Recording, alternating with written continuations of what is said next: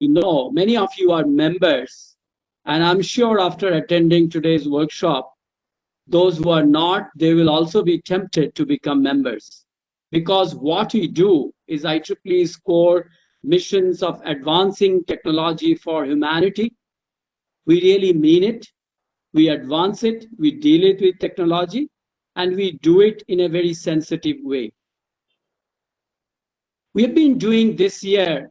Initially, we started with many face-to-face meetings, but that period was short between January and February, whatever we could do. But of late, we have been conducting all of these online like anybody else.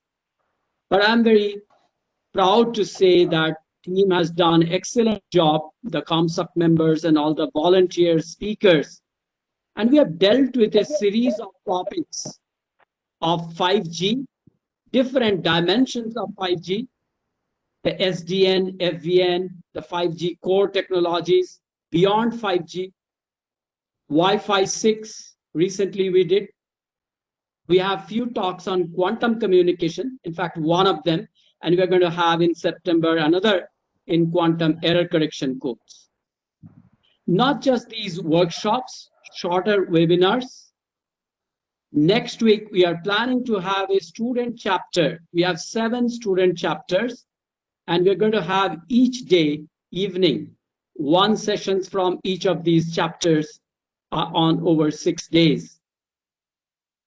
Students' communities are very important to us. We have been looking into graduate thesis exams, kind of presenting it in 7 minutes. Dr. Naveen started grade 7 program.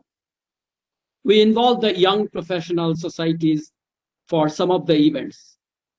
Recently, we kind of dealt with how people in these stressed situations are dealing and how they can nurture their careers. We did a sessions on from Samsung team. They came and talked about how to write your first patent. Recently, Dr. Naveen was also speaker with Karnataka Science and Technology Academy. It was a 4 or 5 days sessions on how to write papers, research papers. So effectively, a lot of student communities, young researchers, we are looking into it and delivering many programs. So if you are member, not member, join it, benefit from this. And we have a series of plans of distinguished speakers coming from US, UK, and other countries that we are lining it up for DLT programs.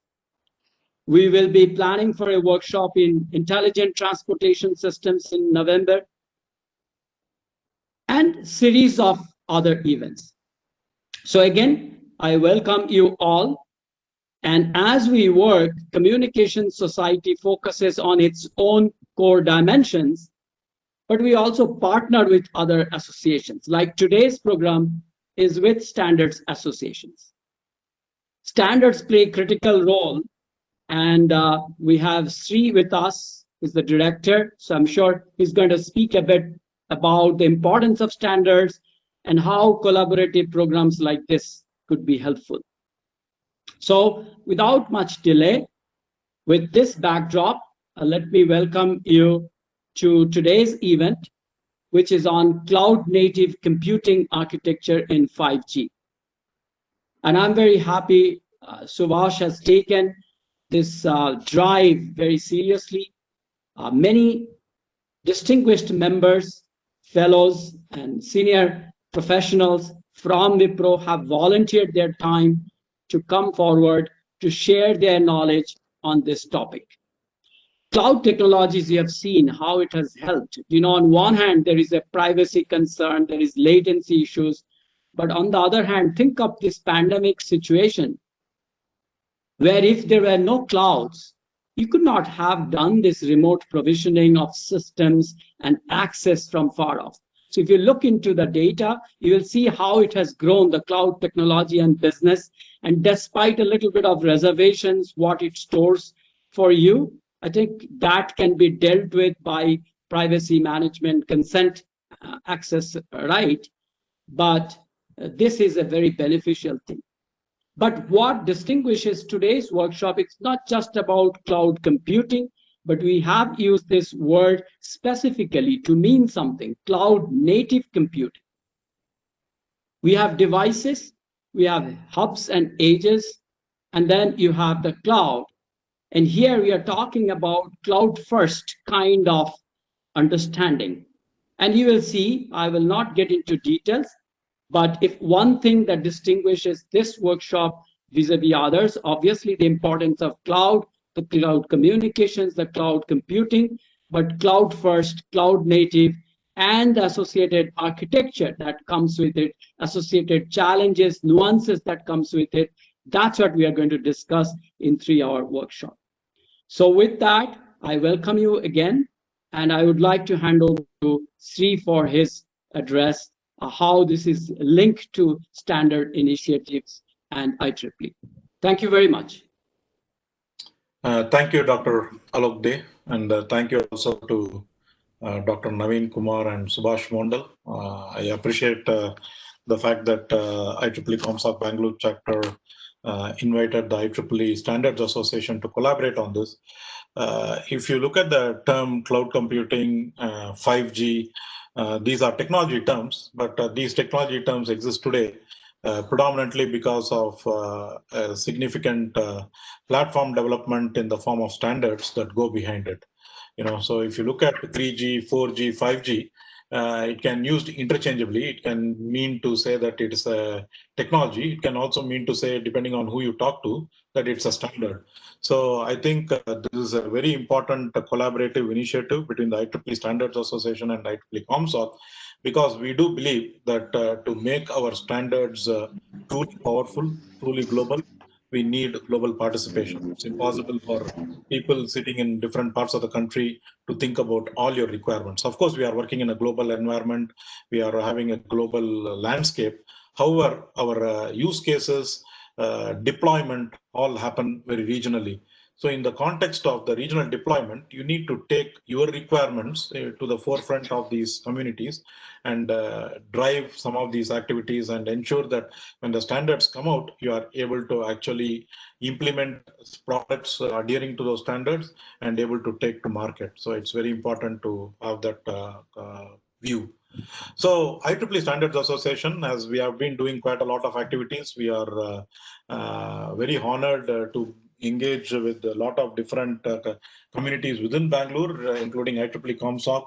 We also have Dr. Alok De, who and also Subhash, who participate also in the IEEE Standards Association Asia Pacific Regional Advisory Group, where they bring in their perspectives on what is required in this particular region. And these are what makes these standards truly usable and global. So with that, I want to thank all of you for taking your time to attend this. I'm sure this is one of many events that we will do. We have also done past events in the area of IoT, in the area of 5G, cloud computing, where IEEE SA has a very strong presence in standards development. Our community is open. It's open for anybody to participate. And I think we welcome your participation and inputs. And I hope you have a very productive session today as the expert speaker go through their talks. With that, I will hand it back over to Dr. Naveen Kumar. Thank you. Thank you, Dr. Alok Nath, and thank you, Sri, so for briefing the session and telling about IEEE and Standard Association. Thank you very much. And then we start the session. I hope people can see the agenda. So I would like to just give a brief introduction about the speakers today. So we have Arvind Azad. He is fellow distinguished member of technical staff Wipro. So again, I would like to say the audience that you see that all of the speakers, they are from Wipro, so you can understand that how well they are organized and how well they work on this area. You can say that this is sponsored or supported completely by Wipro, although Communication Society we are there and Standard Association. So Arvind is a chief architect heading the emerging technology and market research for Wipro Digital, driving new technology focus and offerings. He is specialized in emerging technology and digital architectures. With more than 22 years of experience in the technology services industry, he helps enterprises adopt emerging technology to build a smart application, leveraging AI, ML. His current area of research include quantum computing, edge computing, decentralized application. In his previous role, he worked as a solution architect in a complex transformational program across banking, capital market, and insurance. So we welcome you, sir, to this event. Thank you. And the next speaker we have Bharat Kasimani. He is a DTMS Senior Member Digital Architect. Bharat Kasimani is a lead architect with 24 years of diversified experience in technology, ranging from legacy to newer emerging technology. He has been providing technology leadership for large transformation initiative in banking, insurance, security, and capital markets for over 17 years in Wipro. In the current role in digital architecture, he is focusing on next generation technology and market research to create differentiated capability in emerging technology area through asset creation, academic, and working with client of POC. We welcome you, sir, to this event. Then we have Avinash Jain, DMTS senior member. Avinash Jain is working as distinguished member of technical staff, senior member in Wipro. He is age practice lead in CTO 5G organization. He is an author, blogger, open source contributor, and frequent speaker in various industry forums. His area of expertise is Kubernetes-based age stack design and implementation. We welcome you, Avinash. Then we have Dr. Magesh. Dr. Magesh is DMTS Distinguished member at Wipro. Dr. Magesh Kasthuri is a distinguished member of technical staff and principal consultant of cloud application and platforms at Wipro Digital. He is an IEEE senior member. He has completed his PhD in deep learning and genetic algorithms and published around 60 papers in blockchain cloud technology development solutions and digital transformation architecture. He has patents in technology area, including cloud, DevOps, machine learning, and blockchain. He is an avid blogger on LinkedIn, writing technical blogs on daily basis with hashtag. He can be reached. We welcome you, Dr. Magesh. And then I think most of the people know him, and he is well known in IEEE community.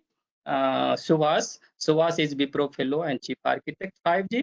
So Suhas is a Wipro Fellow and Chief Architect of the organization 5G initiative at Wipro and has over 28 years of engineering experience in telecom research and development. He is a senior member of IEEE. Suhas is a passionate technologist and has developed a variety of product solutions in emerging technology areas such as 5G, SDN, Wi-Fi, cybersecurity, and AI for network automation.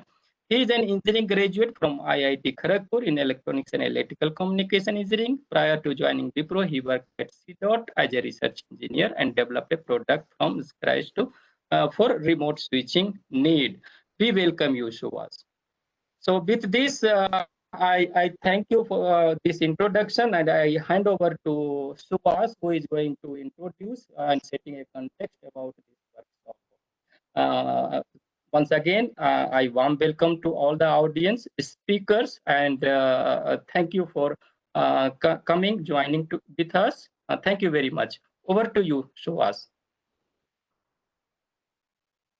Yeah, thank you for the warm welcome, and Communication Society and SA for giving us an opportunity to conduct this workshop. I'm very happy the Communication Society and SA have encouraged creating the cross-cultural work we are doing today. So before I start, I hope my screen is visible to everybody. We can't see it, Subhash. I'm just getting a black screen. You cannot. At least at my end, I cannot see. This is Sri here. I think it is still initializing. Give a few seconds, Subhash. Okay. It says starting to share the content, so I think it will take a few seconds. I will just. We can see it now. My camera. You can see it. Okay. Okay, great. So, good morning again. So, Subhash, sorry, can you put it in the full screen mode so that Munir, whether recording is started? Munir, record, please. Recording is started. Recording has started, yeah. okay. Is it in full screen mode yet, or it is not? No, this is in view mode. Now it's in full screen. It's okay. I stopped the full screen. Okay, so I think there is some amount of latency Delay. at my Yeah. end. So I will get started since it is visible now. So good morning, everybody, and welcome to the workshop. Today what we are going to do is we are going to give in my session, I am going to very quick context, deriving the inspiration from the workshop, especially the one that Dr. Alok did, the writing patent, but why not be a cross-technology workshop? That is the agenda today. Why cloud computing 5G is what I have to cover in my part of the brief presentation. So followed by that, there are a set of speakers who are going to get into depth of cloud native architecture and how it is really disrupting the way the applications are onboarded into the platform. And I am briefly going to give a teaser about how this is being adopted in the 5G standards and the technology. So that's essentially what I will cover. Just to set the previous context, there was one workshop that we did on the programmable network. So the programmability in the 5G network was a topic where that workshop, some of us spoke in that workshop. We talked about how programmability has come about. So it is the next evolution of this programmability to make the network infrastructure fabric architecture in such a fashion that it can industry applications. So if you look back in history, 30 years back, class. Sorry to interrupt, Subhash. I think there is a delay in your slide. So, Oh, okay. do you want me to present and you can just tell me how to navigate to the slide? That also is for. Yeah, I will share it quickly. Sure. Sorry about this. Just give me a second. So I'll stop sharing.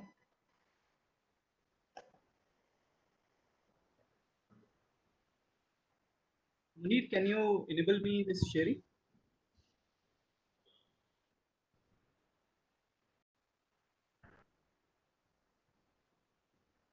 Munir? I think sharing is not enabled for me.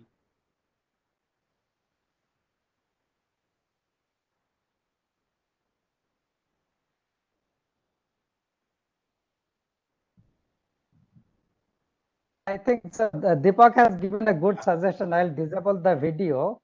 That will help. Yeah. Okay, let me do this. I will disable my video and present. Let me go back so we will save some time.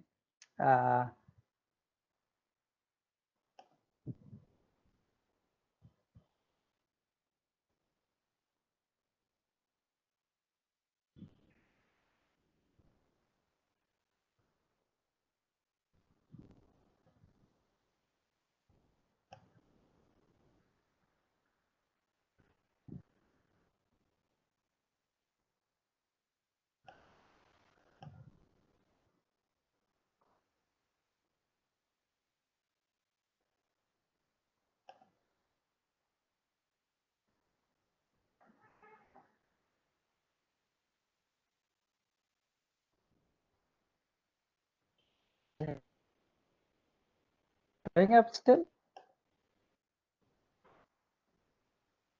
Subhash. You see it?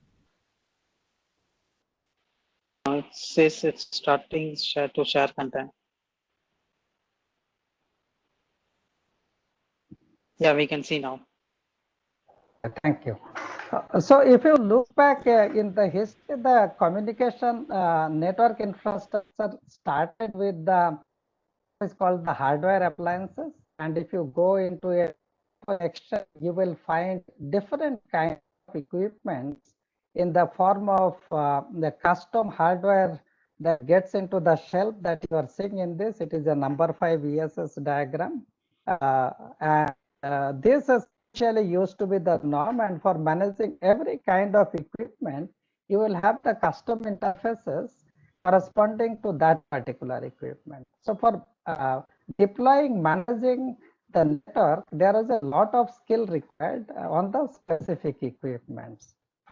And a period of last 30 years, there has been a multiple technological evolution. Standard has assisted to make it truly interoperable. As now has moved into more of a standardized hardware. So what happened is there is a standardized internet. If you look into all generations cellular wireless or wireless, all those are standard compliant and interoperable. If you are using a Wi-Fi network in your office, you go anywhere in the world, the same equipments are able to work because of the standard that has. On the other hand, if you look into the cloud technology part, primarily thrive completely open ecosystem, and people came up with a lot of open source, and as the things started maturing, scalability was taken care of with the web services. There was also a look at how do we really make it scalable and interoperable. So that is why the worldwide web consortium, they also started looking into different standards. So my colleague Arvind and Bharat are going to talk more about it. Really happened, the conversion started. The information technology network, as it is called, IT network, and communication technology, they came together, and the sector started being named as ICT sector. So today it is to separate an IT network and the telecom network. They really are coming together. And to enable this convergence, the open source and the standards are coming together. Standard just a PDF today anymore. There are open source projects within the standard bodies. If you look into IEEE, there is an open source initiative. In fact, while it has been there for a while, I became familiar about it only recently. That is because there is not too much of market buzz around it. So similar, some of the open telecom project like telecom infra project or the ONAP project, all these are really giving rise to lot concept and technology that is finding adoption into the commercial deployment. So in summary, the telecom infra has evolved from the custom hardware to commodity software. I'm sorry, it is not only hardware, commodity hardware plus software. So what would happen is when we talk about a commodity hardware, if you can have a standard x86 server plus some custom hardware, which also is now a commodity in the form of the merchant silicon, so that a large volume of that can be rolled out. So as the technology has evolved, it is more efficient from the power point of view, from the speed point of view, to do certain function in hardware, things like a high-speed packet processing. So it requires a specific fabric, while technically it can be done into software, that may not be the most efficient. So the point is that how do I bring the web scale scalability into the telecom world? So if you had to scale in the previous generation of the technology, you needed to bring in a new appliance.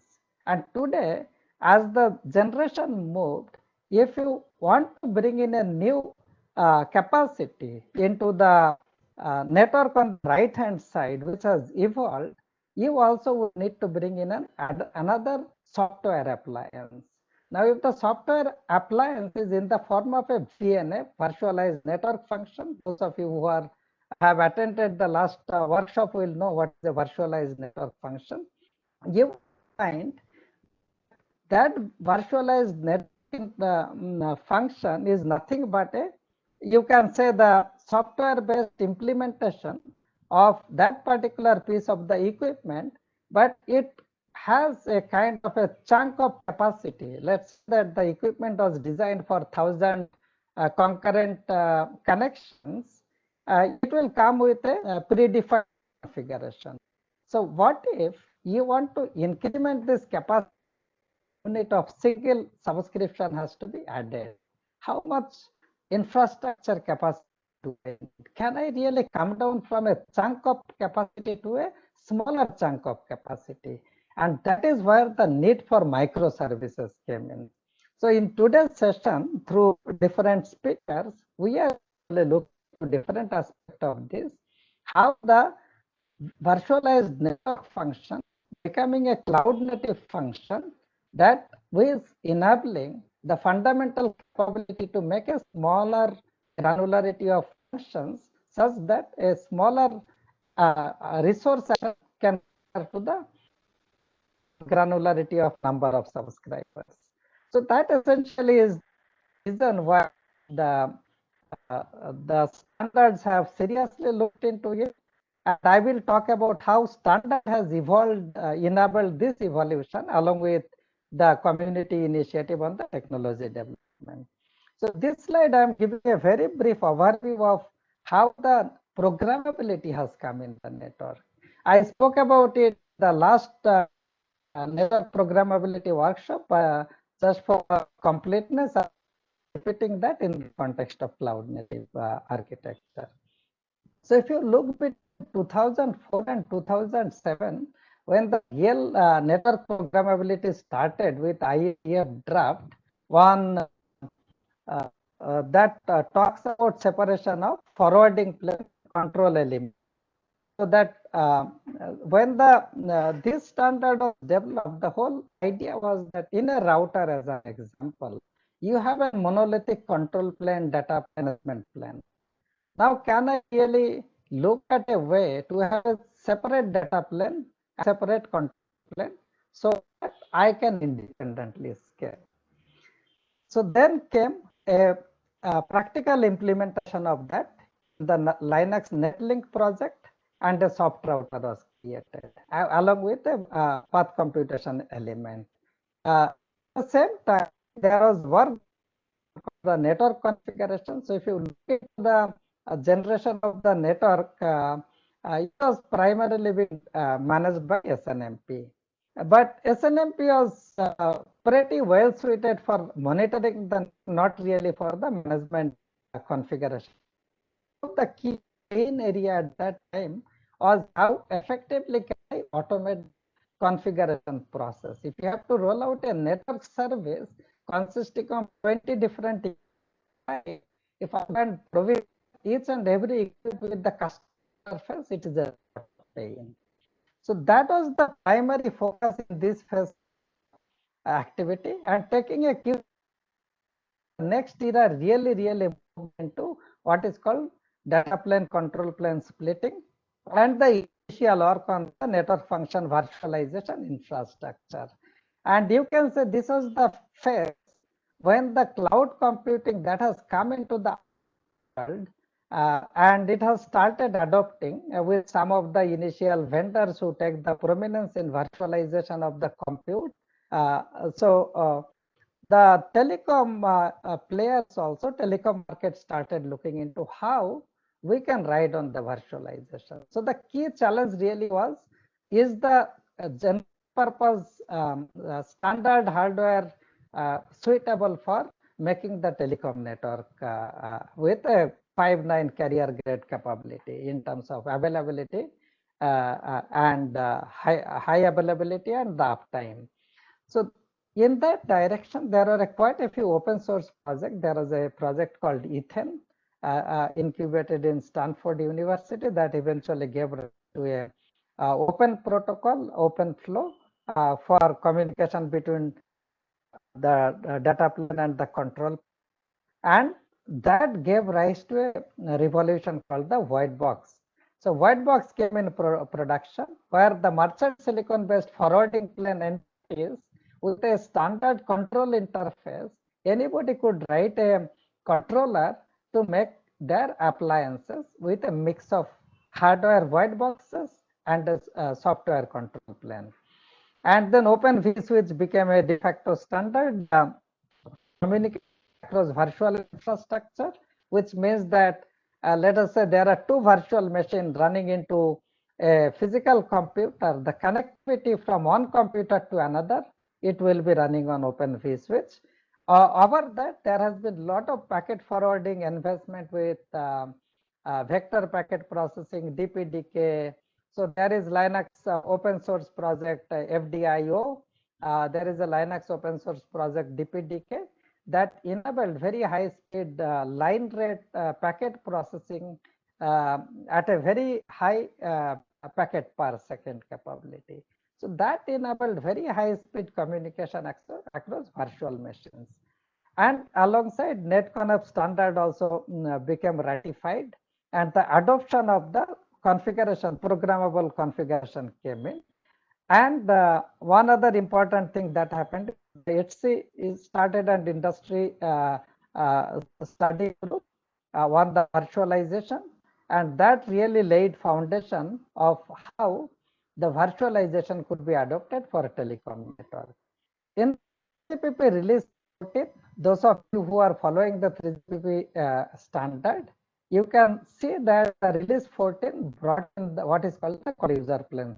So you can see the what between 2012 and 2012, the split of data plane and control plane, it defined standard into 3GPP for release 14. So this was in a protocol called the packet forwarding control protocol that essentially enabled the data plane hosting to be decoupled from the control plane, which is MMES gateway. So this gave rise to what is called microservices. And if you release 15, the first standard of 5G, the core services was completely based on microservices. So I will give a brief diagram to explain you what that really means. And then came the MEC standard. MEC is based on the MEC platform is going to be based on the virtualization platform, and cloud native has been embraced already in some open source projects like openness, and the umbrella projects under Acravia of them. We'll be talking about it a bit. And then the 5G also gave rise to the open programmable interface using what is called the common API framework. And there are different mechanisms for coordinating and exposing the capability from different network function as a microservice component through network exposure function. So that is what what I would call now is feature that in 5 everything is based on the programmability aspect, and all the programmability aspects is migrating from VNF to CNF. So from 2018 onward, you will see that law implementation of the VNF commercial deployment was in place. EPC as an example was in the deployment primarily based on VNF. As the cloud native started coming in, 2018 onwards, commercial deployment also is to the adoption of the cloud native function. So in summary, for these are the overlapping timeline for 4G, how it has encountered the evolution. So in summary, 4 is completely based on microservices architecture, which is a complete paradigm shift addressing the cloud in its fundamental architecture. Right? And I will very quickly talk about, just will touch upon and forward. My colleague Arvind is going to talk more about it. So if you see the web standard, a lot of development that has in the open source as well as started initiative by W3C, IETF, and Cloud Native Computing Foundation. So my colleague Arvind will talk about it, so I'm not going to spend much time. But to touch in 5G microservices architecture, where the HTTP2 was used, it was essentially all the concept borrowed from what has been happening in W3C and all. And IEEE did a lot of research work in this area starting 2007, where even there was an attempt to create some standard community development there. So a lot of communities came together in making it happen. That before I hand over to my other colleague, I very quickly will talk about how microservices has come into the 5G core network. And now with the Open RAN, those of you who are following the 5G development, Open RAN has taken a lot of attraction into the market to make the radio access network in the cloud implementation. And in order to do that, you will be requiring different kind of absolute real, it is called the real-time intelligent controller, and something near real-time intelligent controller. All of them also are embracing the container technology. So if you look in the 5G core network, traditionally, the telecom network has been based on what is called a reference point implementation. So on the right hand side of the diagram, if my current page is showing, you will find a node B will have a defined reference point to connect to a AM, UPF, or any other entity. All the protocol standard defined into 3GPP are based on the reference point mechanism. Now this brings in a very rigid what do I say rule for you to interact with the subsystem. So if for example a G node B doesn't have a direct connectivity to a particular subsystem, it will have to go through another node, and there has to be a mechanism to do that transition function. It really inhibits you from having a any-to-any communication. So what 5G core said is that rather than a reference implementation, can we really come up with a microservices bus? So if you look into all these functional component, AMF, SMF, UPF, other than having a defined interface with each other, they start a common message bus. That enables you to interact with anybody using a publish subscribe model. So if let's say AMF is consuming the capability published by user plane function, the producer is going to be the UPF and consumer is going to be AMF. So this is essentially would expose or publish your capability, and anybody who is entitled to subscribe to this will be able to consume and make the composition of the services as per that particular requirement. So this made the core network truly versatile, and lot of possibilities. The programmability came in a big way. And think about the infrastructure containerized using the and cloud native architecture, you can have a much more granularity in the compute for amount of capacity that you want to add for that particular service instance.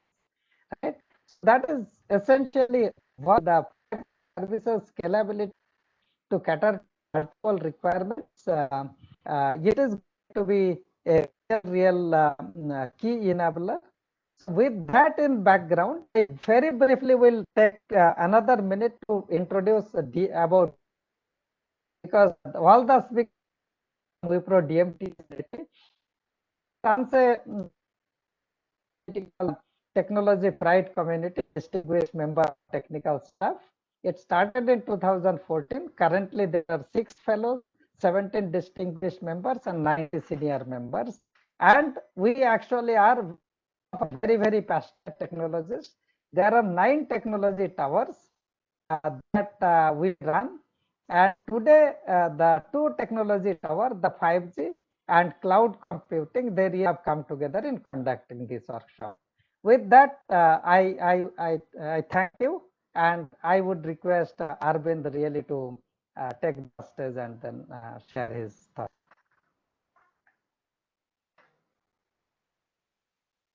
Thank you, Subhash. A really nice presentation and setting the content and the platform for me to start from here. Can I get the presenter rights, Munir? It's already. I have already given you the presenter, right, Arvind? Is it? Okay. Okay, got it.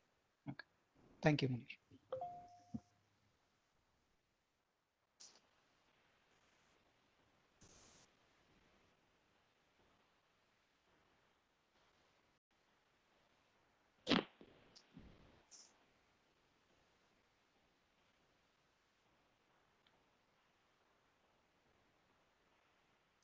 Can someone acknowledge they're able to see my screen? Yes, Arvind, we can see. Great, thank you. So first of all, thanks to Dr. Alok, Sri, and Naveen Kumar for giving us this opportunity. And Subhash, thanks for pulling us together. It's really wonderful to be here. This is my second time I'm presenting an IEEE conference, and glad to be back here. And Dr. Alok said, we have to become members. I was a member, but I think my membership expired, and this motivates me to come back to IEEE again. So and it's really interesting to see what IEEE is doing, and I really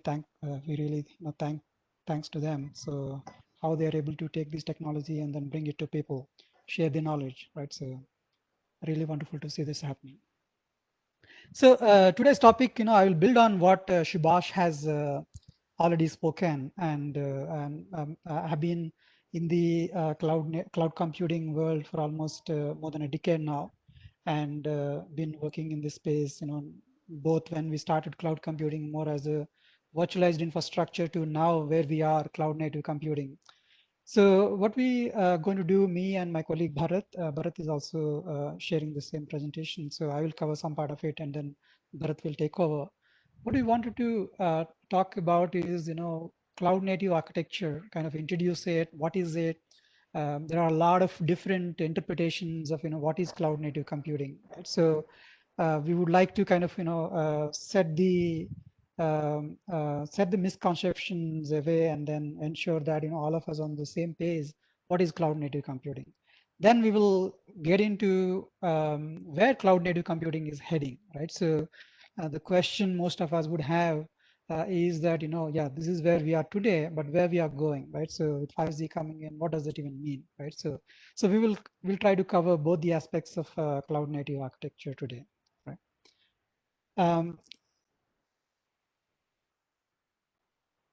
So one of the things that before I think we start understanding, where cloud native computing is heading, it is important that we understand why we are here, right? What made us come to this point? I think looking at that will give us a good insight into where this would head, right? So always, one of the things that I keep saying is that, when it comes to predicting the future, you have to really understand the past, right? So if you don't understand the past and don't learn from it, you can't really do much. So I'll not really go to the history, but what I wanted to really talk about is what is changing and why we are actually taking the path that we are currently taking, right? So I'll start with what we call smart applications, right? So many people refer, in the software industry, we call these applications as workloads and systems and different names we give. But I like the word smart applications because the applications, as we know, that is how we consume computing, right? So if I have to use computing, I would have some mechanism to interact with it. There is an experience, that I will, consume to use these applications. So these applications that we see over the last decade has changed dramatically, right? So If you have been using, computing in any form over the last 2 decades, you would see that, the last decade has been a complete disruption, right? Different people give different names to it. Some people call it digital transformation. Some people call it SMAC. Some people call cloud computing and Web 2.0. There are a variety of names, SOA, all of these different jargon that people use. But the end, if we see it, the result is that the applications are increasingly become personalized, as in the users expect that the applications understand what they want to do, their intent. So if you've heard the word called, intent-driven computing, right? So this is what basically happening, right? So the expectations from the user is changing, from drastically from where it was, a few years ago. And the users expect that these applications are very immersive. They understand the situation the users are in, like whether I'm moving, whether I'm traveling, or I'm sitting in my home, right? So wherever I am, right? So the expectation is that the applications understand it, understand the situation, and behave accordingly, right? The other part, if you see it, the applications are becoming more intelligent, right? Using machine learning, understanding the data and collecting the data, and then using the data to kind of, react, right? In terms of, what the user wants. Is that a way that, you can intelligently derive and automate the business processes, all kinds of things, right? So that is the intelligence part. The third part of, smart applications is what we call autonomous, right? So whether you agree or not, the applications become more and more complex. The systems of today are way more complex than 2 decades ago, right? So there are multiple moving parts, multiple layers, right? So the code that we write to the code that executes on the CPU, there are almost 30, 40 layers before the code actually executes, right? So that is the level of complexity we are talking about. So autonomous behavior, is very important to manage this complexity. How do we automate? Is there a way that we could figure managing this complexity in a automated fashion, right? So that is the for example, you would have seen scenarios like elastic scaling based on the number of users that are coming in. Can I scale the application automatically, right? Based on the requests that are coming in, can I increase the bandwidth? So this is where the network awareness really comes in, right? So the applications are becoming increasingly aware of the environment they are in. And one of the standards Subhash W3C is working on is to give that network awareness to the application so that the applications can behave accordingly, right? So if we have to make the application smarter, we have to ensure that the application has all the knowledge that it requires to make itself smarter, right? So that it can act, it can actually process it, it can then react on it. So network awareness is a key part of the future applications, which we call smart applications. I have actually provided a link. This is a research that we have done 2 years ago. We looked at a variety of industries and then seen, what is happening in those industries: banking, retail, manufacturing, healthcare. And then we kind of understood and we seen the patterns of, how those industries are changing and what does it mean from an application perspective. A very nice report. I mean, it was about 100 pages, so it would make a good weekend reading. It is free to download. It's a PDF file, so please go ahead and have a look. Right now, I want to move from the applications to the other part of it, which is the network. Right. So while the applications are increasingly aware of the networks also needs to be aware of the applications in order to really provide the capabilities that the applications are looking, right? And one of them is, the bandwidth, right? So it's increasingly, bandwidth is the currency now, right? In terms of what is expected. I mean, all of us depend on the bandwidth to do anything, right? Whether it is watching videos or this conference itself, or running an application which requires a lot of data transfer to happen back and forth. All of that, between the cloud and the desktop, mobile phone, and maybe some other data center somewhere, bandwidth is the key, right? So how the networks can enable high bandwidth. And second, which is also very important, is the latency, right? And then this has been a problem all the while, right? So how do we reduce the latency? How do we make the latency so low that the applications seen as more real time, so that we can actually really build distributed systems of the future where the latency is almost, I mean, it cannot be zero, but almost close to zero, so that we can really build distributed systems of the future. And then third, which is an expectation from the network again, is the reliability, right? So as across the industries, if you have seen the digital transformation that is happening, these businesses are really adopting technology into core of their business. For example, if it's a manufacturing company, right, on the factory floor, we are putting the sensors, and these sensors are driving the process automation, right? So that level of automation, which the core business now depends on, has to be highly reliable, right? So the network has a major role to play to bring that reliability, right? So this is the kind of expectations that we see, and this is how the future networks going to shape themselves to serve the applications of the future, right? Now, coming to the, I want to take a bit of perspective of a communications provider, right? I'm a telco, and what is that I would do, given the expectations from the network, given the expectations from the application. So what would I do as a telco provider? So, right, first and foremost is the agility, right? So now the providers have to really build networks faster. They should roll out networks faster. They should be able to easily upgrade, and the technology is changing, so fast that the applications themselves have, the demands which are changing all the time, which would mean that the network has to be highly agile, right? Both in terms of, designing them, deploying them, and operating them, and then constantly upgrading them, right? The second is the cost, right? So all of things are becoming highly commoditized, which would mean that the cost of operations, cost of developing these networks has to be extremely efficient. The cost structures has to be really, really low, right? So that's where what Subhash talked about, the convergence of, IP networks and communication networks really common, right? So how cloud and cloud native architectures can really help bring down those costs. And then third, which is also equally important from the communications provider perspective, the imperative that they have is networks has to be composed of multiple capabilities. Right? I should be able to take multiple capabilities. This could be commoditized capabilities, but bring them together and compose them to make a network that I could use, or a network any application could use. Right. So how do you make this happen? Right. So all these three basically points to what we're going to talk next in the few slides. So before I jump into the cloud native computing itself, I just wanted to quick view of how cloud is impacting the network itself, right? So and many of you heard, and Subhash referred to it, is the virtualized network functions, and basically bringing the network functions into the software and using the cloud computing, which is the virtual machines, to make it much more faster to develop, faster to run, faster to change, right? So but there are downsides to virtual network functions currently, how they're implemented on virtual machines. One is the virtual machines are not the best abstraction when it comes to the computing, right? They are slow to start.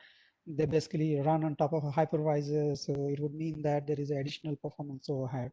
And of course, there are longer boot times, right? Ideal world, in a cloud, what we want is that we should be able to, start up a virtual machine in milliseconds, but that never happens because virtual machines have so much, boot time overhead.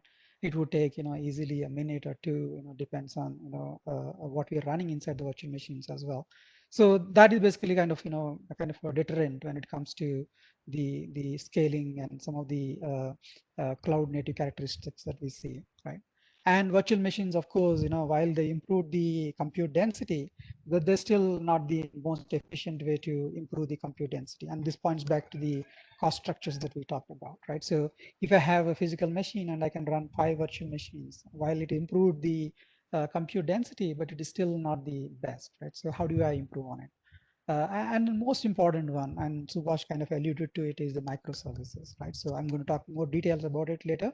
But the currently the way VNFs are implemented, because the virtual machines, allows us to run the code that we used to run on the physical host almost unchanged on the virtual machines, which would mean that the architectures of the software itself hasn't changed much, right? So it is basically taking the code from a physical host and then putting in a virtual machine, right? So while it gave us a lot of benefits, but the fundamental design of the software, it still is what we call monolithic, right? Monolithic is basically a lot of different things coming together, and then we just put them as one big software deployable and which we will release, right? So that has a lot of impact on how quickly we can release software, how quickly we can change software when there is a bug or when we have to upgrade, right? So all of those kind of going to be affected because of the way we currently run software on these virtual machines, right? So the I would say the VNFs is a step in the right direction, right, in terms of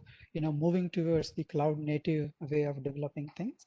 But this still version 1.0, right? So that is where we are, right? And then we need to move to the next version. So before I jump into the next version of where I see the network functions going in, I want to take some time to define cloud native, because a lot of times cloud native it is a very overused word, right? So I mean, you could have your own interpretation. People use different terms, also to say the same thing, right? Cloud fast, cloud native. So these are all kind of interchangeable kind of terminology. So it is good that we kind of define it. So I take the definition of the Cloud Native Computing Foundation, which is one of the industry bodies that is actually driving the whole cloud native computing evolution. So the definition is pretty long. I'm not going to read it, but I would suggest people to read it.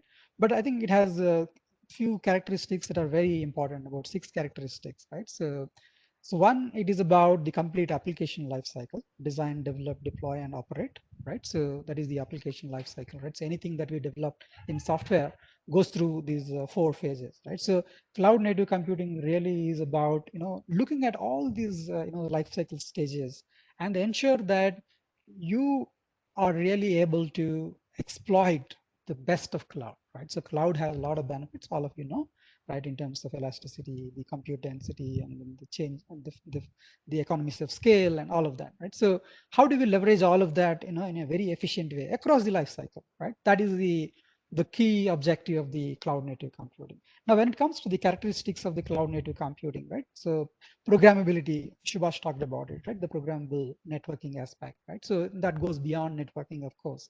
Elasticity, right? How do we scale up and scale down quickly, right? Based on the workload, the load that is coming, right? Whether it is concurrency, or whether it is a number of connections, or whether it is the number of users that are using it, or the kind of data that is being handled, and so on and so forth, right? So elasticity is a key characteristic of cloud native computing.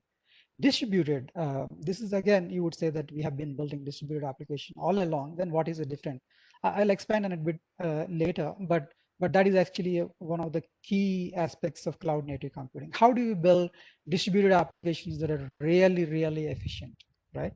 And sorry to say that, but despite 3 decades of building distributed applications, we haven't really mastered how do we build efficient and really working distributed applications without making it so complex, right? Observability, this is a very important characteristic as well, right? So as we build the systems of the future, we really need to have a way to understand what is happening in these applications, right? All the time, especially the things that we're talking about, distributed application, there are multiple moving parts, and anything can break anytime. So if we don't have a good view of what is happening, we really going to struggle, right, to operate these applications and design these applications, right? And resiliency is is an outcome, right, that we all look forward to, as in how do you make these applications really resilient, right? So, I don't want to have a downtime in the peak of so I'm Amazon or Flipkart, and I don't want to really have a downtime when there is a festival season going on, right? So how do you build these applications of very resilient, even if there is a failure of some part of the application, it should not really affect the entire operation, right? So how do we ensure we can kind of isolate the failures? If the failure happens, how do we quickly react? How do we identify it? So observability helps in that, but that is a characteristic that we look at. And then the most important part is what we call provider agnostic. And then Subhash talked about standards, and it's so important that whatever we do in cloud, it has to work across, right? So no matter which cloud provider you are using, which infrastructure you are using, it might be your own infrastructure running in your basement, or it could be something that you're using from some cloud provider, or maybe some data center, doesn't matter. So the cloud native computing is all about creating a way in which we could build these future applications which are completely provider agnostic. I should be able to run them wherever I want, right? So this kind of sets up the stage for cloud native computing, I hope. And then now I'll go to the network functions itself, right? So how the network functions are changing because of the cloud native computing, right? So we talked about the three challenges earlier from a telco perspective, right? So the agility challenge, the low cost challenge, and composable challenge.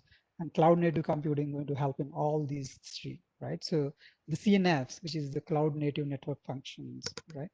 These are basically evolution of the VNFs. Right? So instead of running network functions on the VM, we are running it in a cloud native computing platform, right? Which could be containers. We'll go there later in a while. But the CNF basically addresses all the architecture imperatives that we talked about, right? So how do we build these modern application-aware networks, right, using CNF? So CNFs helps us in the cloud native architecture helps us in agility, because we talked about those characteristics, and one of the characteristics is, how can I quickly change things? Right? The low cost, right? So because we're going to use highly efficient models, which basically evolved from virtual machines, completely software based, very high compute density, easy to start, easy to close, right? Easy to shut down. So that model really helps us with increasing the compute density, as well as improving the cost structure, right? So we will talk about containers and how they help in a while. And then the composability that also we talked about, right? So, and composability and the cloud native computing, one of the characteristics, very important part is the microservices. Microservices based architecture allows us to, compose these functions that are there, across the, in a distributed environment, and bring them together to make it a truly, a cloud native, network. So before jumping into microservices, I thought I'll put one slider to summarize what is cloud native computing, right? So that we all have. I mean, we saw the definition, but definition, Arvind, the definition is good, but it still doesn't mean anything to me, right? So this is what I see as the technologies that make up cloud native computing. Cloud native computing, not one thing, but it is basically multiple technologies, lucky or otherwise came together and made this happen, right? So I mean, of course, it is not lucky. We have worked toward this evolution over the last 2 decades, right? From internet to now where we are, right? So internet, while it was originally World Wide Web, was more for users to use hypertext, but we kind of made this happen, right? How do we make internet as the distributed computing platform? Right? So the 4 layers I created in this diagram, as you said. The first one is how do we build the cloud native software itself, right? So I'm going to cover those 12 factors, and as I said, it is not just taking an existing software that is running in a virtual machine and then just running in a container and call it cloud native. No, it is not, right? So there is a way in which you would code, right? So that is the cloud native computing in terms of how you develop the software itself. The second one is the analysis methods, right? So how do we think about these functions or services, right? So what make up a service? Can I call X a service, Y a service? How do I say that this should be a microservice, this should be a microservice, right? So there has to be a different, there has to be a way to analyze the the requirements and then say that this is how I would package my software into services, right? This is how I would run them as services. And the third, which is basically the architecture styles, and we kind of refer to microservices, and microservices is the kind of a center of the whole cloud native computing from an architecture perspective. But there is more to it, right? So APIs is of it. How do we expose these microservices such that we can consume them easily, right? So we'll talk about that, and event-driven architectures. And Bharat going to cover in detail about it, as in how do we make these microservices architecture much more scalable, much more resilient, right? And that is an important part of cloud native computing. And then the last but very important is the platform itself, right? So when we refer to cloud native computing, most people refer to this, right? They refer to containers, they refer to container orchestration, platforms like Kubernetes. So that is what most of us would have in mind. But but that is the important part. But the other layers also are equally important from cloud native computing perspective. So some of the blocks that I put there: container orchestration, service integration and service orchestration, which is equally important when we have multiple microservices. How do we bring them together? How do we orchestrate them together? Observability, I talked about it. Security, of course, is the most important part of any distributed architecture, and the edge computing, right? So as we move towards network-aware applications and application-aware networks, it is important that we figure out ways in which we could run the compute close to where the users are, right? Or close to where the users experience the software.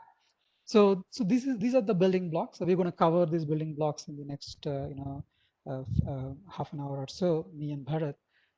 I'll start with it, and then Bharat will take over from me. So I referred to CNCF earlier, and Subhash also referred to it.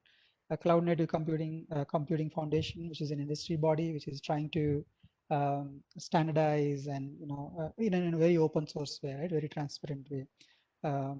So some of the projects that you would have heard: Kubernetes, Prometheus, Envoy, Containerd, all of these from CNCF, right? So CNCF is kind of hosting them together and driving the industry forward. Some of the important products from a network point of view, and from a very relevant from 5G perspective, is the CNI, Container Network Interface, and Cloud Native Network Interface. Network Service Mesh, Bharat is going to cover that. Cloud events, which is a very important part of event-driven architectures. How do we standardize the event specification itself so that anybody can understand the event and act on it? KubeVirt, very, very useful when we have to migrate from VMs to cloud native computing, right? So it allows us to take a virtual machine and run it within, a Kubernetes kind of environment. Captain, which is recently incubated, and we are working with the Captain open source project. This is bringing in autonomous behavior into Kubernetes. So if I have some workloads and some applications, some functions running within Kubernetes as containers, and I could look at them, I can understand what is happening through the observability mechanisms, and then act on them, right? Can I have some kind of a rule engine or some kind of orchestration mechanism based on the events? I can take actions, right? For example, a container is down. Can I inform someone to look at it? Or if the container is down for a specific reason, can I remediate the issue and then resume the container operations? Or maybe I can restart the container elsewhere, right, within the same cluster. So some of these projects I just listed, but there is a lot more to it. I couldn't list all the projects, but I thought these are the important ones. And Cloud Native Computing also has a telecom user group. All of you should look at it. They are doing a lot of interesting stuff. They created this CNF test bed. The idea is that if you have VNFs, how do I take the VNFs and then convert them into CNFs and then test them to see the performance? And then they have a complete framework of how do you take a VNF and then re-architect as a CNF. Right? And CNCF also has a networking SIG. They are doing a lot of interesting stuff, and CNI is from them. Network Service Mesh is also from them. So you should look at the CNCF networking SIG, and I would hope that you'll find a lot of interesting stuff there for you to. So I will now get into microservices, which is the, as I said, which is the one of the center pillars of cloud native computing. And as I talk about microservices, I also talk about the domain-driven design and event storming, which basically helps us in analyzing, how do I design these microservices? What makes up a microservice, right? So some of those things I'll cover, and I also cover the 12 factors. DevOps, I'm not planning to cover given the paucity of time, but that is also equally important from the overall building blocks for cloud native computing. So first and foremost, I think all of you have some background to software, I'm assuming. I think distributed systems we have been developing, as I said, for last over 3 decades or so. But unfortunately, most of the software we still use is still monolithic, right? It's not really that distributed if you see the reality, right? So things are very tightly coupled. Even the best of distributed computing like Corba, DCOM, EZBs, all of that is still very, very monolithic, right? So while we use network as a way to access the software, the underlying software is highly monolithic, very tightly coupled. I mean, you wouldn't believe, we have software, deployables of gigabytes in size, right? So this is just software code compiled into binaries, and the binary itself is in gigabytes in size. This is not videos. These are not, high resolution graphics, just software code compiled into binaries, right? Gigabytes of deployable sizes. And this is basically kind of hindering the innovation that we could do, right? So if I have to change a small thing, it would basically take almost months to put that into production, because there's so much software that depends on each other. Even I make a small change, it would basically can hit anything anywhere, right? So you don't know really where the dependencies are, right? The complex software going into millions of lines code touching billions, right? So that could be the that could happen. I mean, it is reality. I'm not saying because I want to kind of give an effect, but it is a reality that we see every day in all industries. So the software is very fragile, right? So the dependencies and the cascading failures. Something fails, it'll affect somewhere else, something else, right? And slowly the failure cascades, and then entire system goes down, right? So unfortunate. And longer time to market. Of course, when you make a change, now you need to test the entire software in order to really be sure that things are working fine, because you don't really know what is getting affected because of your change, right? And then it involves, most importantly, the hardest part of software development is people coordination. You can make software integrate, but integrating people is a real challenge, right? Because you need to communicate, you need to ensure that they understand, and that is a real big challenge, especially when you have large teams working on software development, right? So and then this happens in every complex system. And constraints with respect to technologies. I mean, if you look at monoliths, monoliths as I said, things are bundled together like a one big software deployable.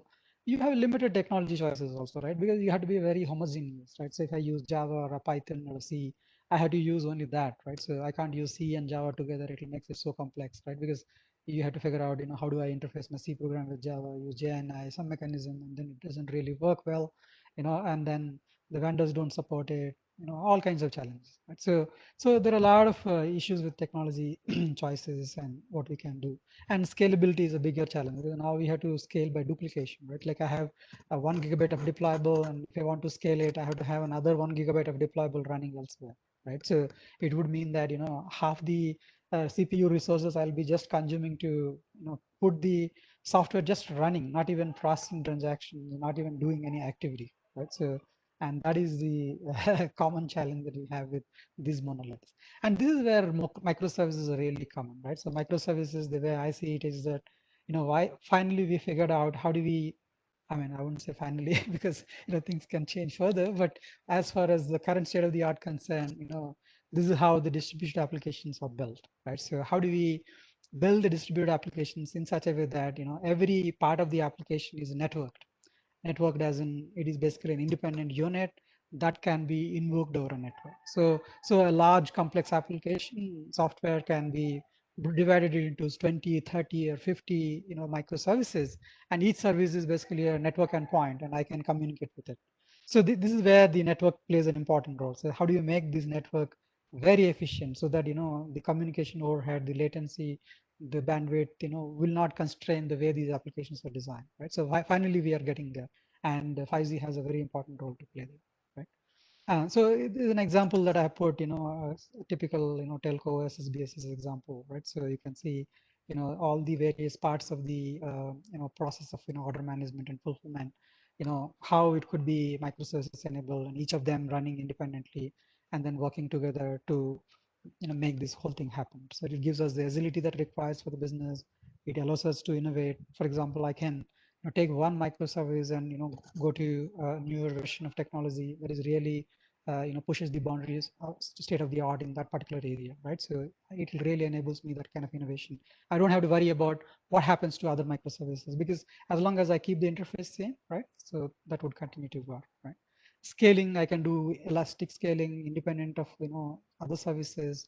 Resiliency, because each service is independent, and if I design it properly, these services, and ensure that dependencies are kept to minimum, I can ensure there are no cascading failures, which I talked about earlier, and build very resilient systems. And of course, we talk in software what we call evolutionary architecture, right? So, and one of the things that you would have seen traditionally is that as we build the software, software has a life cycle of 5 years. After 5 years, we need to really refresh it because the technology changes, everything changes. So we need to rebuild the whole thing, maybe 5 or 10 years, right? So, really long term, other than mainframes, I think nothing has survived, that long, right? So now, how do we build such evolutionary, architectures where you wouldn't replace the entire system, but you could evolve the system, as the technology changes. So microservices is a great way to do that because you can take each independent service and then you can evolve it.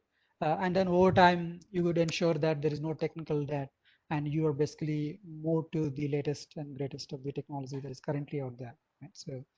So these are some of the characteristics of microservices, and then most important one is cloud native, and that is anyway the whole story is cloud native. So I'm not going to really talk about it in this particular slide.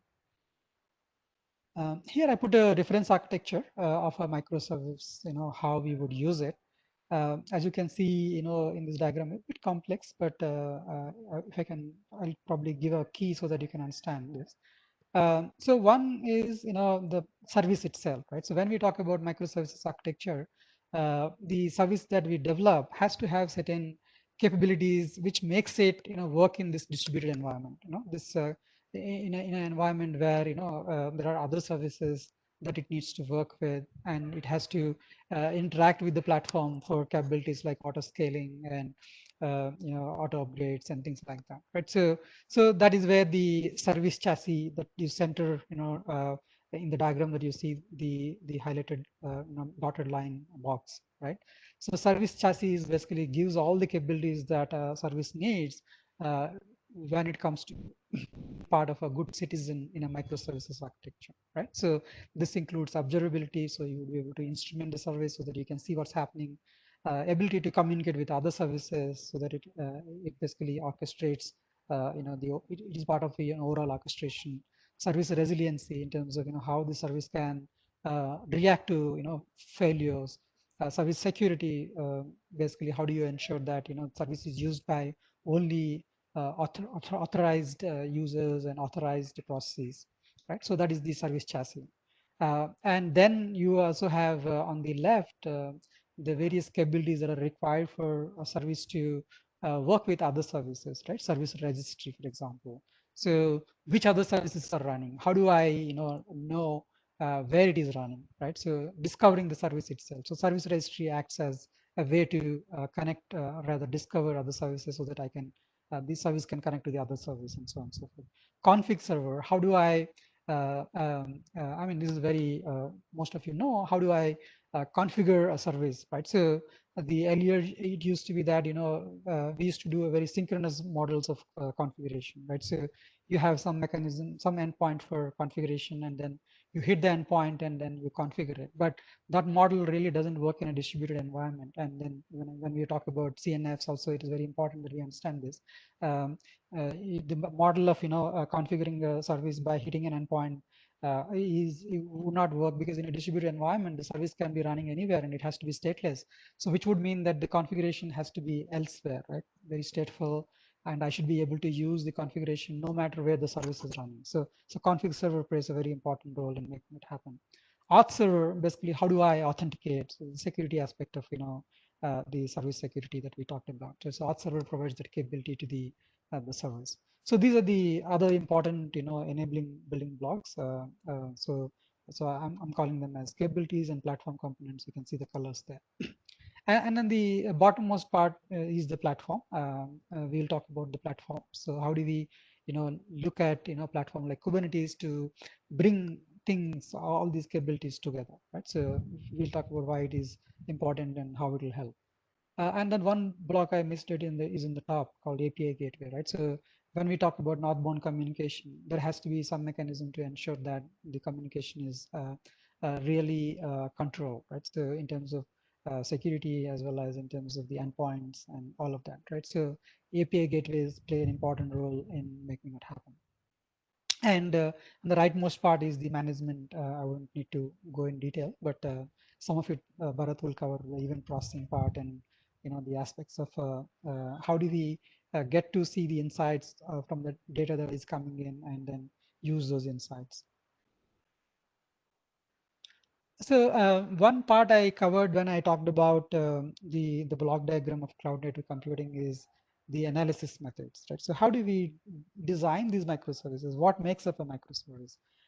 So there are two important techniques that we use across industries, and this is very universal, right? So anybody can use these uh, methods. So one is domain-driven design. So how do we look at a complex domain and then break it into parts, and then ensure that we model the services as per the boundaries of these domains, right? Like, say, for example, so if I'm building a complex application and if I take multiple concerns and put them all together into one service, I'm going to make it very complex. So domain-driven design is a way. I mean, if you can think of OOAD, it is an evolution of OOAD. OOAD really concerns with code and classes, wherein domain-driven design concerns with the services and interfaces, right? So how do I organize my services and interfaces? So we use the word called bounded context to create those boundaries.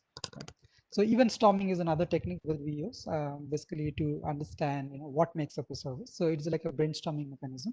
So you look at the requirements and try to understand what are all the commands and events. Commands are like what users do, what the other parties that are interacting with the software do. It could be system actors or user actors, and these commands, how they translate into events, and how these events affect the actions that are to be done within the system. So that the whole thing is called event storming. These are very standardized terms, so you can look up, and I'm not going to go into detail of how you really do it, but I have given an example of event storming. How do we look at an actor like customer or a learner or a catalog is an example of a learning system. So what events, what commands that each of them will do, and then how that will translate into the events to be processed, which would basically result in the services. Right? So I quickly want to wrap up microservices part with where microservices are heading. Right? So Arvind, this is good. Microservices, it is a great way to build these distributed systems and these services. Where these are heading, right? So there is two directions in which it is heading, right? So like with any technology, the technology hype curve, if you see in microservices also hit on the hype, right? Like people started building microservices for everything, right? They've broken the modular monoliths into so small that some people said I should build microservice with only 100 lines of code, right? Things like that. So it really went uh, overboard, right? A lot of people went overboard in how you design microservices. So that kind of created a backlash in terms of the architecture. Now we are trying to rationalize what should be an ideal microservice. Right? So I talked about those domain analysis methods, domain-driven design, as well as event storming, but applying them effectively so that we don't go overboard, right? So this is where the modular monoliths come in. Modular monoliths are a way to design these microservices, not going overboard.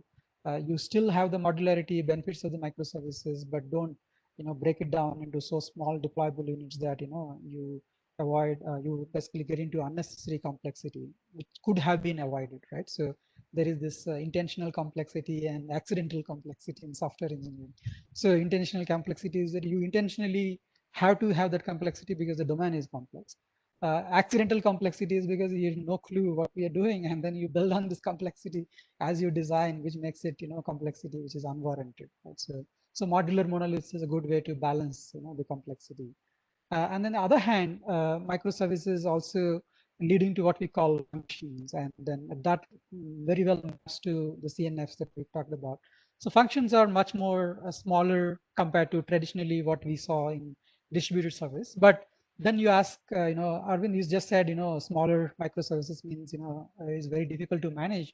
But the key is that, can we use the cloud native platforms to support such small services, right? So such functions.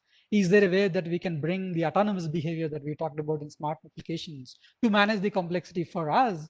The platform can manage the complexity for us so that if need be, we can actually go down to very small functions so that, we can compose them easily, we can orchestrate them easily, right? So that is another, direction where microservices are going to really make the services happen, the functions happen. We are actually moving towards what we call serverless model of computing, right? So the cloud native platforms now bringing the serverless capabilities where you don't even think about, containers in the context of, I'm running these containers on this pod and this pod, etc., etc. But the platform itself will handle that for me, right? So I don't even need to know where the container is, right? So I don't even need to even know that there is a container, right? So I mean, can I even move away from the container abstraction? So that is the idea of serverless. So how do we build such a serverless capability? That's where micro VMs coming in. I'm not going to the detail, but there is gvisor and Firecracker and some of these cloud computing providers are really innovating in this space to make the serverless capability mature to a point that we could use it for any kind of applications.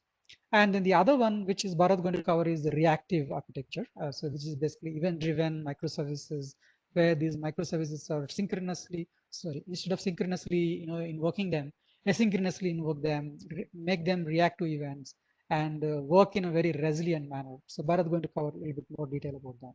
So to summarize, microservices evolving in both directions. One, there is modular monoliths, there are functions model, there is the reactive model, right? So, but the bottom line is that the platform and framework going to play a very important role in the microservices architecture evolution, whether it is a network, whether it is the infrastructure, or platform like Kubernetes, right? So those play a very important role. The cloud native platforms like Service Mesh and the variety of interesting innovation that is happening is going to play a very important role in the microservices future.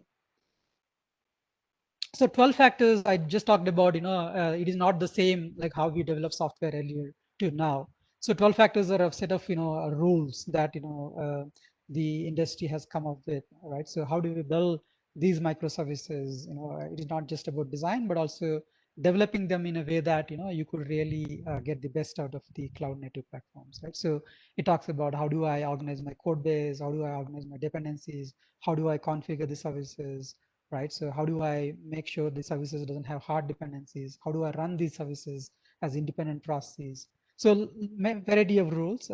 Most of them are, if you have been into software development, you would basically see them as common sense. But giving them a shape and then saying that these are the 12 factors that you should use in your software makes a lot of difference. So that brings in the discipline.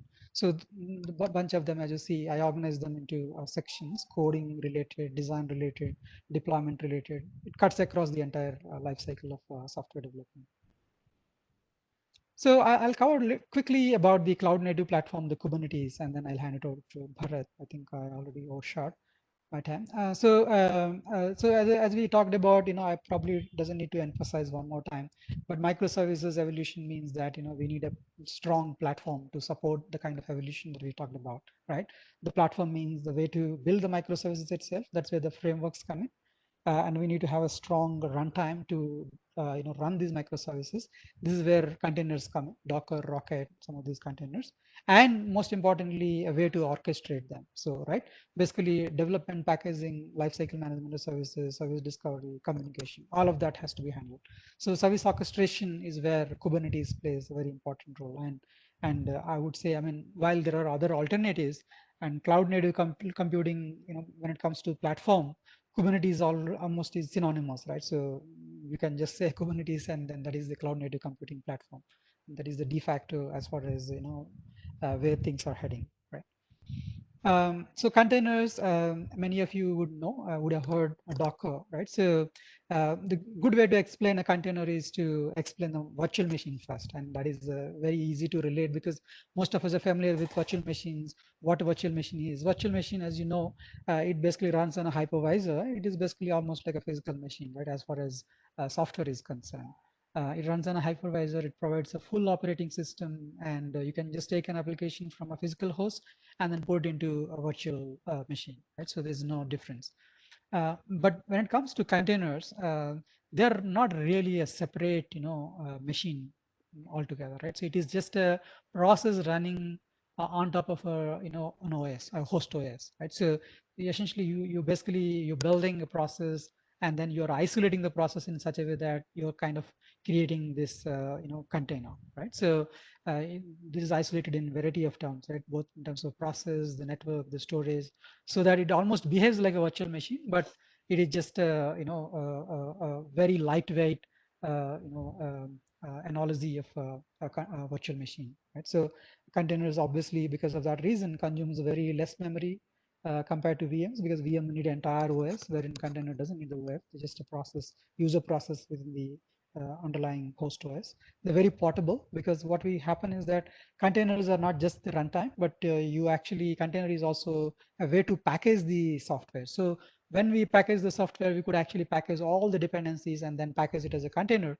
I just take the container, run it on a on a container runtime like Docker, so that I don't have to really figure out what dependencies I'm missing. So everything that I need from a service point of view, it is always there, right?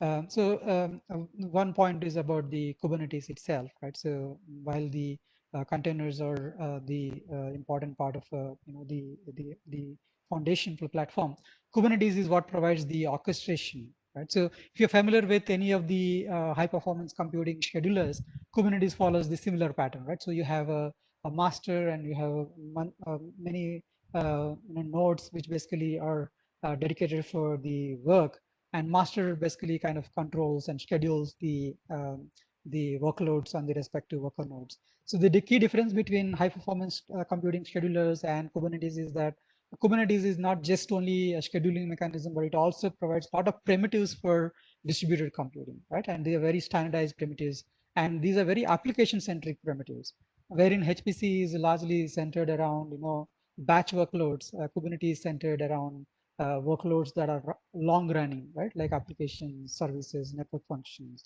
these kinds of things, right? So these are always running. So the model Kubernetes used basically lends it very well for this kind of use. So for the same reason, the Kubernetes, if you see it as in the diagram that I show, there is a queue proxy. Basically, any of the services that are running in the worker nodes can be accessed from the external world, right? Both northbound as well as between the services, east to west traffic as well, right? So that's where the Kubernetes really kind of sets itself apart from the traditional scheduling software. Right? Kubernetes also has a highly resilient architecture. It has something called etcd, which basically allows itself to highly resilient. So any worker node can actually use etcd as a mechanism to keep its configuration and then use the configuration. So Kubernetes manages, of course, all of that for us. Applications really doesn't need to do much of the heavy lifting. The heavy lifting is done by the Kubernetes itself. So where is Kubernetes ecosystem is heading, right? So it is important that we understand this in the context of how it can be leveraged in the cloud native computing. One is Kubernetes, while started as a mechanism to run application workloads, now Kubernetes can be used for edge workloads with K3s and KubeEdge. Right, Abhinavesh will cover more about that in the later session, but it is important. So it is basically the diversity of the workloads that now can run on Kubernetes. Is amazingly growing, right? So so earlier Kubernetes used to be only used for stateless workloads. Now with stateful sets and persistent volumes which are dynamic, we could now run stateful workloads also on Kubernetes very efficiently. There's a new innovation called operators in Kubernetes, which basically can manage the state behind the scenes, right? While the containers can be still stateless, the operator can actually act as a way to manage the state. So and now with operators, now I can run almost any database workload on Kubernetes. So it's an evolution that it was not at all seen like 3 years ago or 2 years ago. It is evolved so fast, right? So and it is continuing to evolve, by the way. And support for machine learning workloads, that is another important part that will happen. So the project like Kubeflow, that basically bringing in data pipelines into Kubernetes so that I can run machine learning in Kubernetes. Networking workloads, that is of interest to all of us here. With a network service mesh, I should be able to build Legato and frameworks like Fido. I should be able to bring network workloads into Kubernetes itself, right? So and most importantly, VM workloads, which is is kind of is interesting and probably laughable. But virtual machines also can be now brought into Kubernetes as with KubeVirt, right? Security, I mean, as you know, it is a constant and it's a very important part of any computing environment, including cloud native computing. So Kubernetes is actually really gearing itself for the telcos and communication providers, right? So how do I really build a multi-tenant system, right? So across the layers, right? Code, containers, cluster, networking, all of that should be multi-tenant enabled. So how do I create those hard boundaries, right? Between tenants, right? So I mean, really, these are not really hard as in physical, but but really hard, so that one tenant wouldn't even have any view into what happened elsewhere. So there is a tenant operator which basically helps in building these as well as the hierarchy in spaces, which makes it easy to create these tenants in a much easier way. And then there also what we call OpenID Connect, the way to integrate authentication and authorization externally per tenant into Kubernetes. Right? So that's a very interesting innovation. There is a whole set of SIGs that are working in security. We should look at where it is heading. And then the most important part is the scale, right? So as we adopt Kubernetes for everything, it is very common to see now hundreds of clusters running in any business, right? So a telco would be running probably thousands of clusters. So how do I then manage all these clusters? Is there a way that I can simplify management? So cluster APIs is an interesting SIG that is going on. So how do I declaratively manage these clusters and then efficiently how, as if the cluster itself is like a code, I can actually configure it, right? So that is an interesting SIG. Similarly, Kubernetes federation. So if I have multiple Kubernetes clusters, especially at the edge, and I want to propagate the change from change across the edge clusters. So federation is a Kubernetes federation is a QFed is a very interesting SIG that is going on, as in how do we kind of propagate these configurations. So with that, I will hand it over to Bharat. Bharat going to cover some very interesting stuff on the platform building on where I left. We talked about more on the service integration, orchestration, observability. Over to you, Bharat. Yeah, thanks, Aravind. Yeah, I'll continue from where Aravind left. Let me share my screen.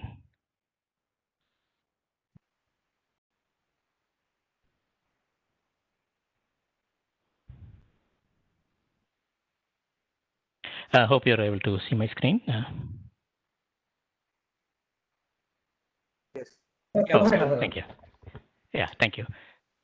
So Aravind talked about the the microservice, the cloud native, then the microservices, and then on the platform side, he talked about the containers and the Kubernetes and where it is heading.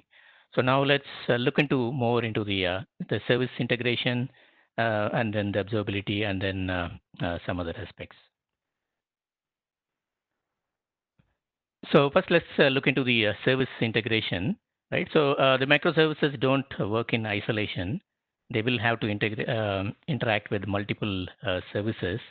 And so earlier, Aravind also talked about the complexity in the distributed systems and the service chassis, which basically beyond the containers and Kubernetes, there are a lot of other concerns that we need to take care, right? So which includes the service to service, the routing, and then the security between these services, because in a cloud native environment, it basically runs in a zero trust philosophy. So each service need to basically authenticate the other service and authorize so that there is no breach of information. And then we also talked about the observability, the importance of observability, because there are so many moving parts and so many things can fail. But still, how do we make sure we get a good oversight on these on this whole set of microservices that are running, and make sure it does not really impact the business that we are operating on. So, so these are all, if we really see, all are cross-cutting concerns that each of the microservice needs to take care. So one way, the earlier generation of cloud native systems and microservices approached it by basically implementing all these concerns as shared libraries and embedding inside all those, each of those microservices. So that, again, we are in a world with a polyglot environment, so there are so many languages. So, so that kind of is not a very efficient way, because you have to create libraries for every language, test it, and it's not really a very a good model. So that's where the Kubernetes ecosystem evolved, and service mesh started doing that responsibility. So service, so this is basically the high-level architecture of a service mesh. So basically what it does is, as we could see in the diagram, so we have these services which are indicated in the yellow block. So rather than the service themselves taking care of all those cross-cutting concerns, we will offload that to a proxy, so that the proxy will basically take care of those cross-cutting concerns.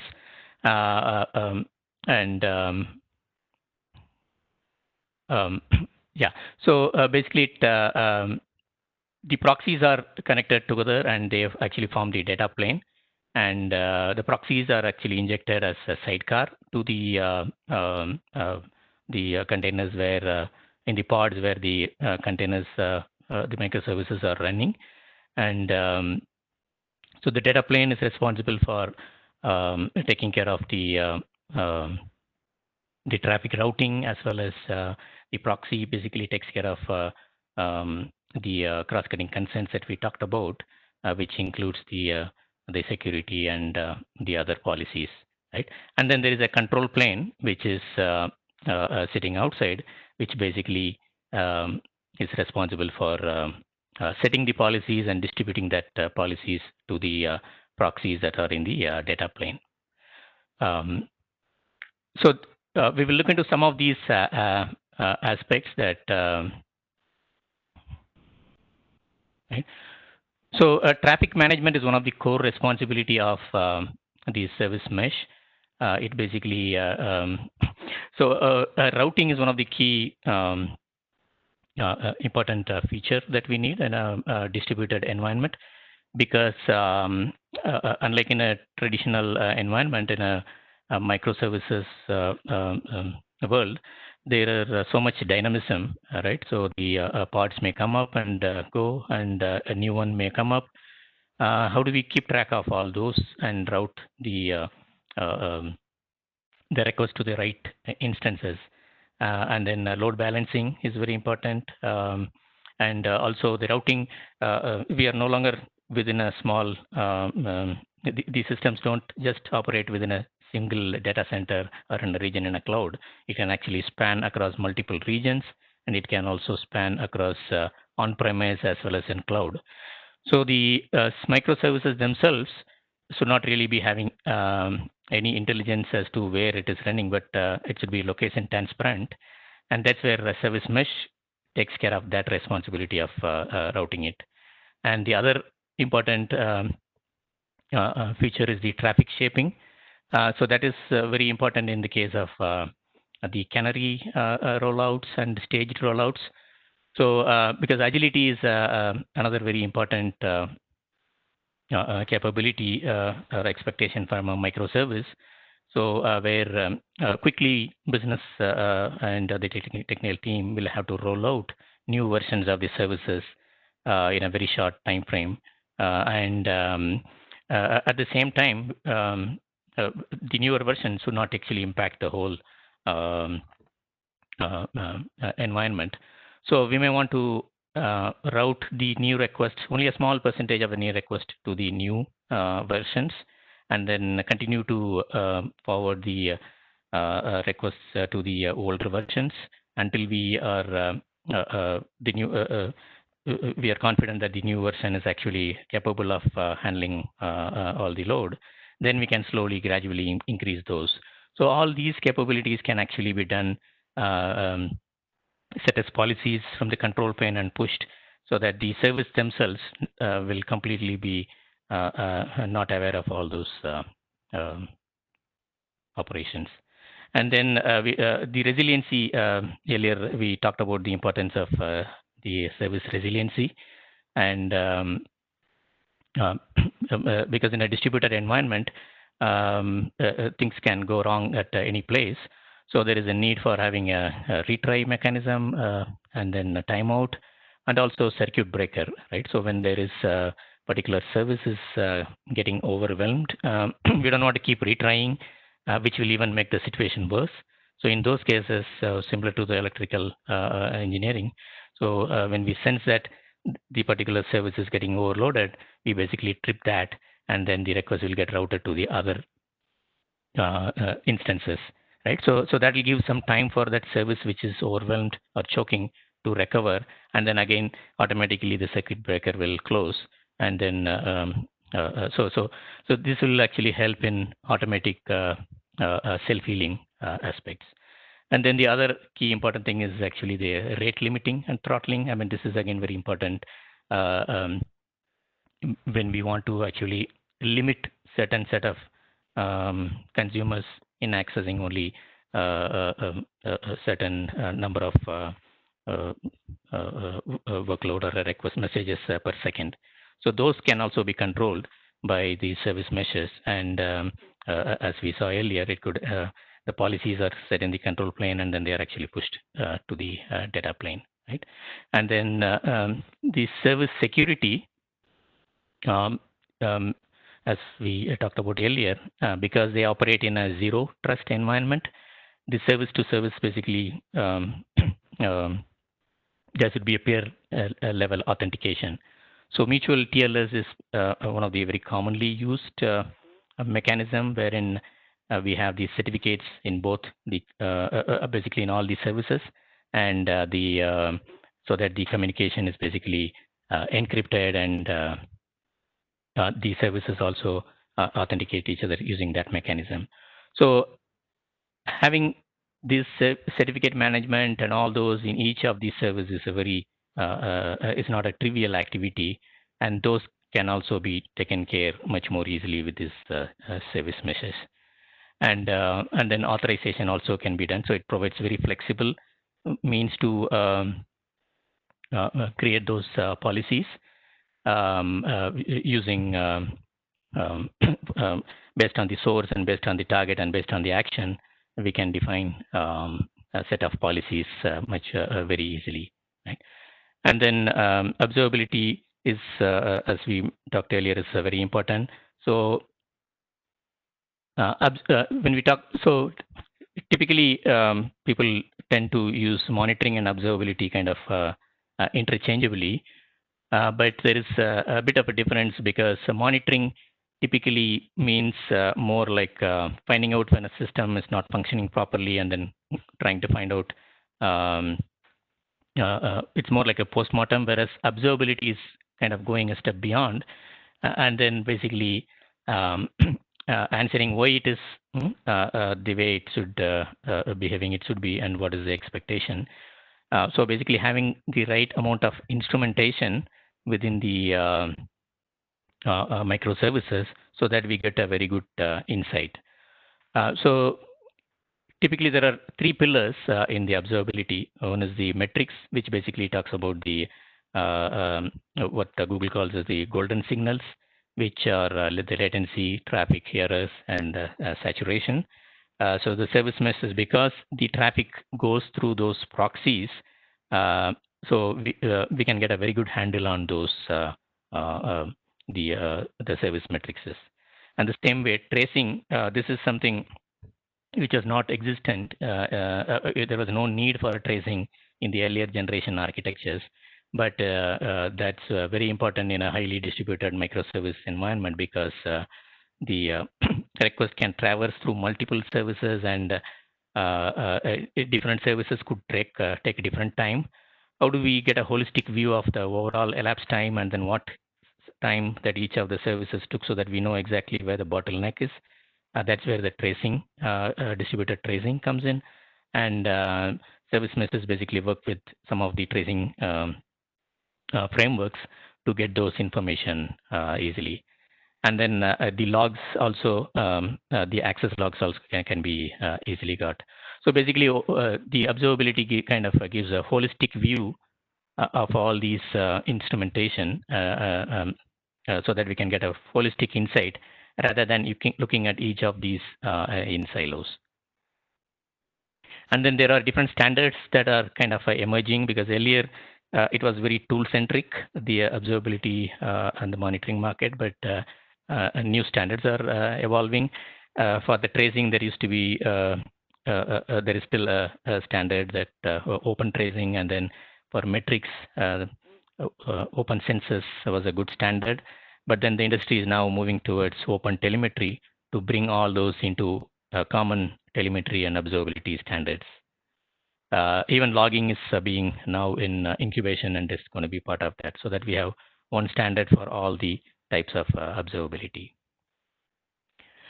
So the service mesh is more the extension to Kubernetes, and a new set of, so there are a lot of products that have come out in the market. There are at this point in time more than 20 service meshes. And so Istio is one of the early service mesh that basically uses Envoy as a proxy, and it was created by Google, IBM, and Lyft. And so with respect to communication industry, network service mesh is an initiative, novel approach that basically took the inspiration from Istio. So whatever concepts that we discussed earlier, they took those concepts and then built a network service mesh that basically operates in layer 2 and layer 3 of the network, which kind of addresses some of the advanced use cases that are required in the communication industry. So there's a lot of active activity happening here. And last week there was a Kubernetes conference in virtual conference that happened in Europe. And there was a lot of discussion happening on the network service mesh. It is a CNCF project, and this is actually expected to become much bigger for 5G use cases. And then moving to the event-driven architecture. So event-driven architecture itself has been there for quite a long time. But what has really changed now is that the additional expectation on the event-driven architectures are basically, so we expect a lot more real-time and near real-time processing. So there is more value in processing doing processing as and when we receive, because the value of data is a lot higher when it arrives, and so that's very important. And then earlier Arvind talked about smart applications and the context and intelligence. So that's a very important capability. So there is rather than just processing each event one by one, we may want to correlate these multiple events and derive some patterns and insights and take action on those. So that's an additional expectation. And then these events now are coming in a very high velocity. So there is no beginning and no end, right? So it is coming as a high stream. So now stream processing is another expectation. And also there is an expectation to process and take some action based on the events that are coming in, say, last 10 minutes or 15 minutes, right? And this is a continuously moving window.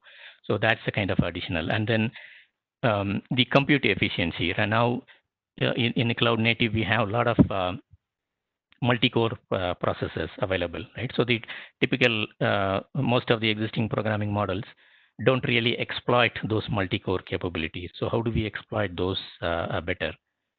So that's where the industries, different people came up with different approaches, and then there was a reactive manifesto that was created by combining these best practices in building these architecting highly responsive systems that are highly resilient and elastic. So it basically centers around building using asynchronous message and event based as the core paradigm, and using so that we achieve the resiliency and elastic. Because typically when we talk about microservice, people tend to think about HTTP and REST as a default, right? But while HTTP and REST are good in a lot of use cases, they are very simple. It's not be used that as a default in all the cases, right? So the reactive manifesto and the principles basically encourages us to look into asynchronous as the core mechanism wherever possible, and then fall back to synchronous and the mechanism only if we really need it, because asynchronous brings in much more loose coupling and better scalability and better resiliency, right? So the reactive basically can be done, the asynchronous can be done at two levels. One is it can be done across the microservices, and it can also be done within a particular microservices. The components can actually be implemented as separate components, and they can actually interact with each other using asynchronous messages. So there are various ways to do it. Event loop is one approach that is used, and then actor model is actually another way that is used to do reactive programming. The actor basically provides complete location transparency, and it has its own small kind of a mailbox, so that even if one actor is down, when the other actor is sending, the messages are actually taken and then processed whenever the actor is ready to process. So that's kind of a paradigm. This is not a new paradigm; it's been existing, but with the cloud native, actually, it has becoming a lot more coming to the center stage.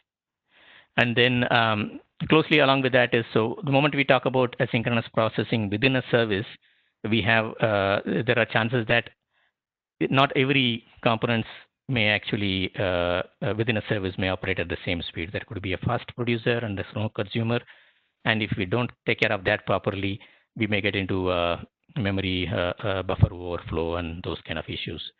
So reactive stream is again an industry standard specification that helps to avoid this kind of scenario and provides a back pressure mechanism so that the slow consumer can actually push back signal to the producer to control the speed. And this is being followed by many of the frameworks so that when we develop applications using these technologies, there is already a standard that actually takes care. So while choosing the right technologies, we may want to choose ones that support these standards. And then the streaming part that we talked about is also becoming very prominent. Earlier, the streaming and it used to be more at the analytics side, and it used to require heavy platforms to handle all those. But if you can still help your third. Yeah. Just yeah. 1 or 2 more slides and I'm done. Yeah. Sure. So right. So streaming basically earlier it used to be more as I said heavy platforms and analytics platforms, but now our microservices also need to basically handle those streaming capabilities. So there are streaming libraries that are frameworks that are available, which basically help in doing those kind of requirements, streaming requirements within the microservice. And there are a lot of frameworks out there that have come up in the cloud native to address those. And so typically in streaming, there are two types of, so it is basically chain of, we basically break that stream processing into a set of steps. And then we have stateful processing and stateless processing. So stateless could be more like filters and maps and transformation. Stateful could be doing more aggregation. And so stateful operations are typically a bit complex than stateless, but those cloud native frameworks actually support those capabilities. And my last slide is that along with the integration, there is also a need for doing orchestration, right? So wherein multiple microservices need to orchestrate so orchestration is one paradigm, and for event-driven choreography is another paradigm where there is no central orchestrator. It's fully federated. Each service basically does its responsibility, and then the next one picks up, right? So orchestration is bit easier, but from scalability perspective and extensibility, choreography is better. But the challenge with choreography is that we don't really get a good oversight of what is really happening because there is no central. But there are technologies available which can actually do this monitoring, which can actually listen to that event bus in a full listener mode, and then basically tell us, give us an insight. So there are several open source initiatives. I mean, one such thing is ZB, which basically provides a very lightweight, highly scalable microservice orchestration platform, and it can also be used for a choreography kind of a scenario, right? So I will end here, so these all these technologies and the patterns that we talked about are actually being used in the other industries, and we have actually been working with several of our customers in implementing these technologies in highly business critical use cases like a payment processing, post-trade settlement, and then in the supply chain order fulfillment, handling state machines and all those. So a lot of those the best practices can actually be brought in to the 5G. I mean, that was the intention for us to share these ideas. Thank you very much for the time, and I will hand over to Magesh. Yeah, thanks, Bharat. Let me share my screen.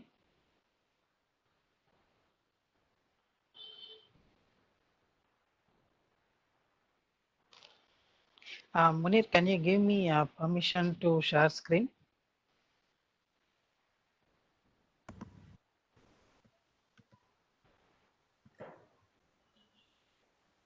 Oh, 1 second.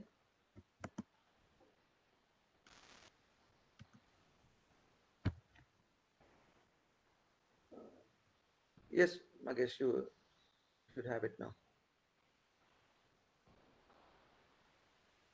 No, I don't think so. It's not allowing. So Muni, looks like you have given the permission to mobile. Okay, yeah, I think it should be good. Yeah, I can do it now. Thanks, Munir. Yeah. Yeah, I hope you can see my screen. Yes, we can. Yeah, thanks. So actually, we are running short of time, so let me make my session very quick one, but I will cover as much as possible to give the complete content that I have prepared for this session. So this session is a continuation of what Arvind and Bharat has covered in cloud native, but it also covers something on what is called as cloud agnostic. So I will make this session very short, and this is the topic that I'm going to cover, where I'll quickly start with why we are talking about cloud agnostic when there is something called as cloud native, which is very prominent, and why we are slightly deviating from cloud native to get into cloud agnostic. Basically, when you say cloud native or cloud agnostic, cloud native is something which is logged into the customer, logged into the CSP, the service provider, cloud service provider, and basically cloud agnostic is something which is generalized for any cloud service provider, be it Google or Azure or AWS or IBM. It is the workload related activities are generalized. So generally when we are thinking about an agnostic feature, particularly cloud agnostic feature, you will also think about what is called as infrastructure as a code and security as a code. So there are 5 basic attributes which constitutes to this cloud agnostic feature. Your complete configuration setup and the apps should be arbitrary in nature, and when there is any application related configuration to be done or network related configuration to be done, it should be done on the fly. Segmented, the entire setup should be segmented. It means that you have to make use of the configuration and not the building of application. Like you should not rebuild everything every time. Instead of you have to configure certain things. So it should be outside your code build. And third is the choice of option. Say for example, in your multi-cloud scenario, when your customer is in Google and they want to use the same kind of workload setup to be done for Azure or AWS, it should be flexible enough to make use of the same set of templated configuration and setup. Instead of doing it repeatedly, the same kind of setup configuration related activities between different CSPs. And the fourth one is parallel. So we should make the complete cloud native operations to be made as a parallel, fully automated and abstracted, and make use of the cloud internals, the cloud tools and facilities in order to make it highly flexible enough to configure and set up. And the fifth one is portable, where the workload should be portable between one CSP to another. So basically, why we are thinking about cloud agnostic when comparing to cloud native is cloud agnostic provide the facility of agility in the derivation, resilience, flexibility. There is no vendor lock-in, so you are not relying on Google or Microsoft or AWS, and it will also give better risk management and higher security as compared to a cloud native solution. So quickly going back to the history, like earlier, like when there is a physical network function where on a physical server we create an app configuration, app setup, Dockerize it and install it in a manual way. Later it came into virtualized network function where we do it similar thing but for a virtual machine, not on a physical server but for a virtual machine. And these virtual machines are merely a set of images which we can make use of doing the configuration, setup and management in multiple environments or multiple stages. Say for example, if I have to do for development environment or test environment, it can be easily made with a single image as possible. And later what we have seen in Arvind's and Bharat's presentation is the containerization and microservices in terms of cloud native function, CNF, where we have the facility to Dockerize it, orchestrate it with Kubernetes, build the images, register in the Docker registry, and use it as a container objects. And this will be like a microservices and containerization give the flexibility to handle it in any way, and the complete availability, high availability, resilience, and all the basic pillars of cloud environment will be easily available with this solution. And slightly 180-degree opposite to that is the cloud agnostic service, where we have any application to be deployed on any cloud, we're using a single platform. Say for example, if we have a solution like a Docker Swarm or a Rancher, we can use that for in AWS or in Azure or in Google platform without the need of reconfiguration, resetup, or doing it repeatedly. So it is a easy and flexible way to handle it for a multi-cloud scenario. And why we are thinking about this cloud agnostic solution is as per CNCF, the basic characteristic of a cloud native function to be cloud agnostic is it should be containerizable, it should have microservices and not as a deployable application, it should handle DevOps lifecycle management efficiently and in an automated way, and the complete tool chain process starting from your code check-in to code integration, code build, code deployment, everything should be work seamlessly as a tool chain process, as a chain of tools integrated together. So this makes these four characteristics make a cloud native function to be agnostic. Say for example, if I take an example using Terraform templates, you can have the cloud engineer to develop infrastructure as a code and security as a code. They just prepare the configurations like YAML file setup and all. Use the pipeline to build and deploy. Use Terraform templates to reuse that templates to build and deploy across any platforms, be it GCP or AWS or Azure. So this is how typically you can use this entire setup of the cloud native function to make as cloud agnostic. And if I try to understand what are all the principles of cloud agnostic approach, I will basically end up with these pointers in a life cycle. So I have to start with the immutability of the system. Say, for example, all the configurations, infrastructure as a code to be set up for the environment should be immutable. Like it should be containerized fully within the package, and there should not be like after my application is set up using my CI/CD pipeline of a cloud agnostic approach, I should not do any other manual configuration, any other manual setup. Everything should be coded in my script in the package itself. So that is very important for as a very important principle for a cloud agnostic approach. Then the second thing is to automate everything.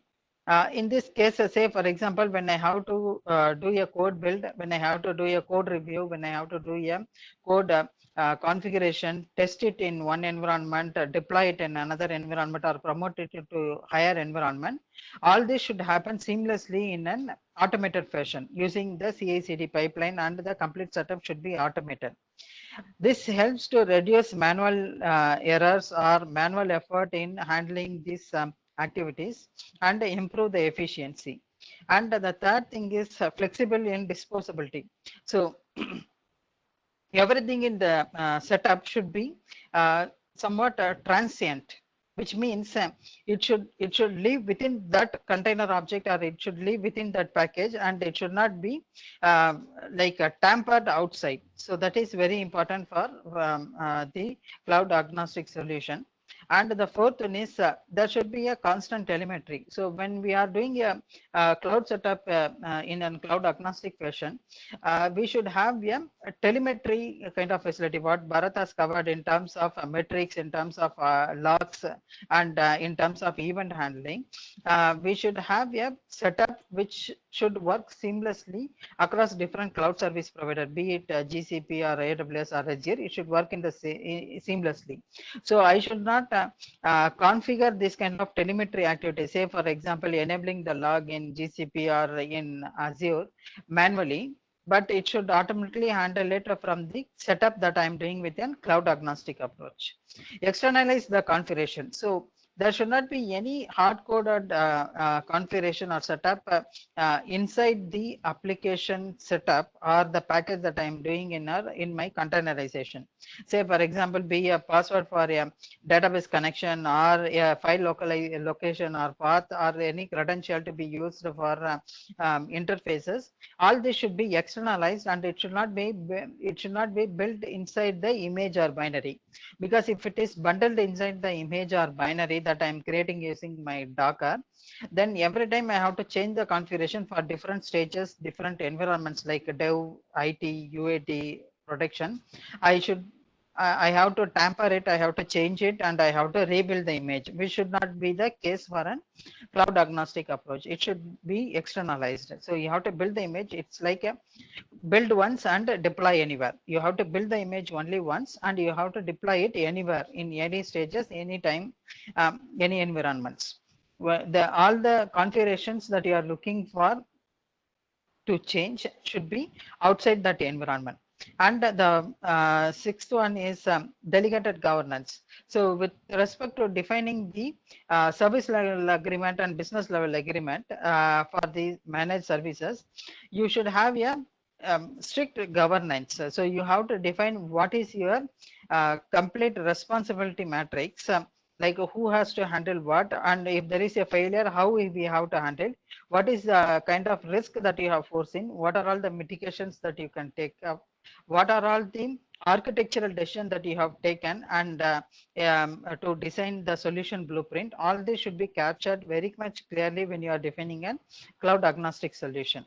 And finally, the lifecycle management, which stitches all this together into one single lifecycle management solution, where you should handle all the lifecycle management activities, including when you are upgrading from one version of application deployment to another application version, or when you are scaling up horizontally from single instance to multi-instance or multi-clustered instances, or when you are deploying the services into different environments.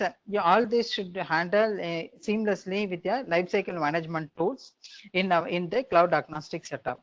So this all this constitutes the principle of a cloud agnostic solution.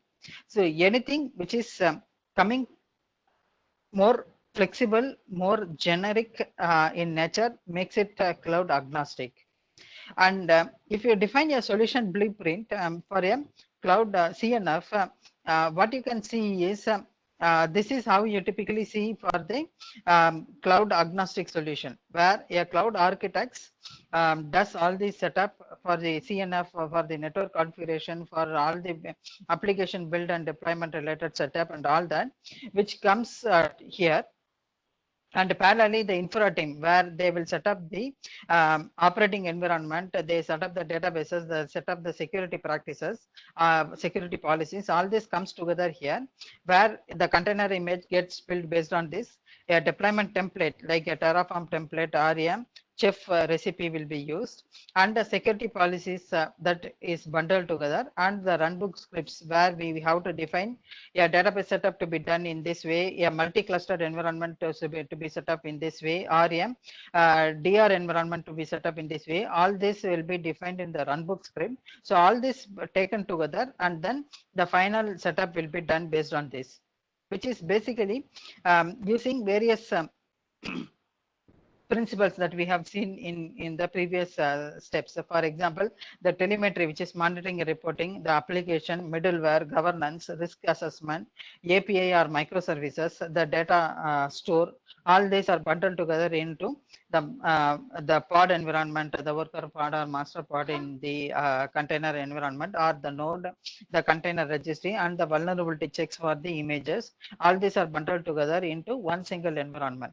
So this basically constitutes how you are tying up together all this into a single solution to prepare the cloud agnostic and cloud native solution. So this will become a cloud native when it is coming closer to a native function of that particular service provider, be it a GCP or Azure, and when it is using a third-party solution, makes it more cloud agnostic. So this is how you can visualize cloud when you are going CSP, cloud service provider specific services.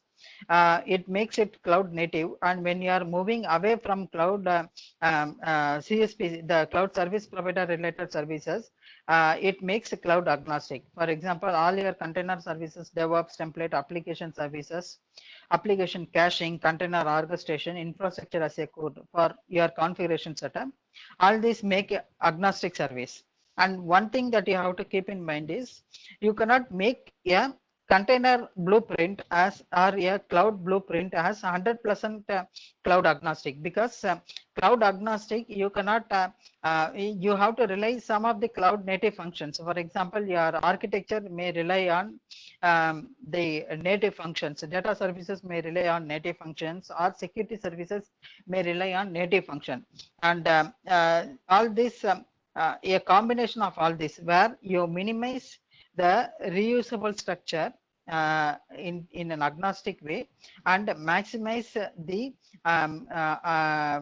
CSP specific services more closer to the application or the operating environment way, makes it more cloud agnostic.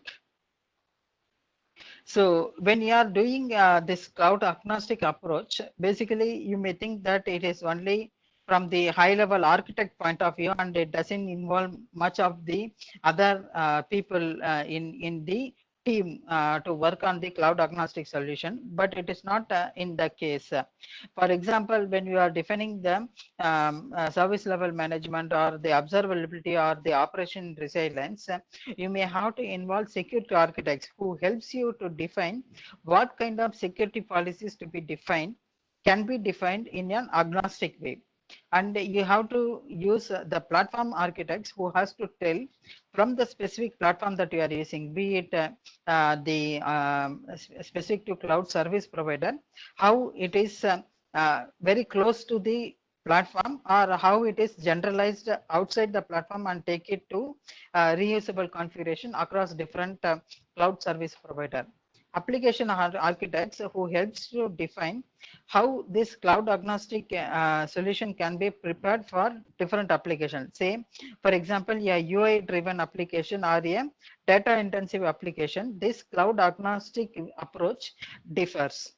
A development team who helps to build a stable code configuration and deployment template to be used for agnostic solution. A security engineer who works closely with the security architect and prepares the ground level activity of preparing the security policies, platform security or application security.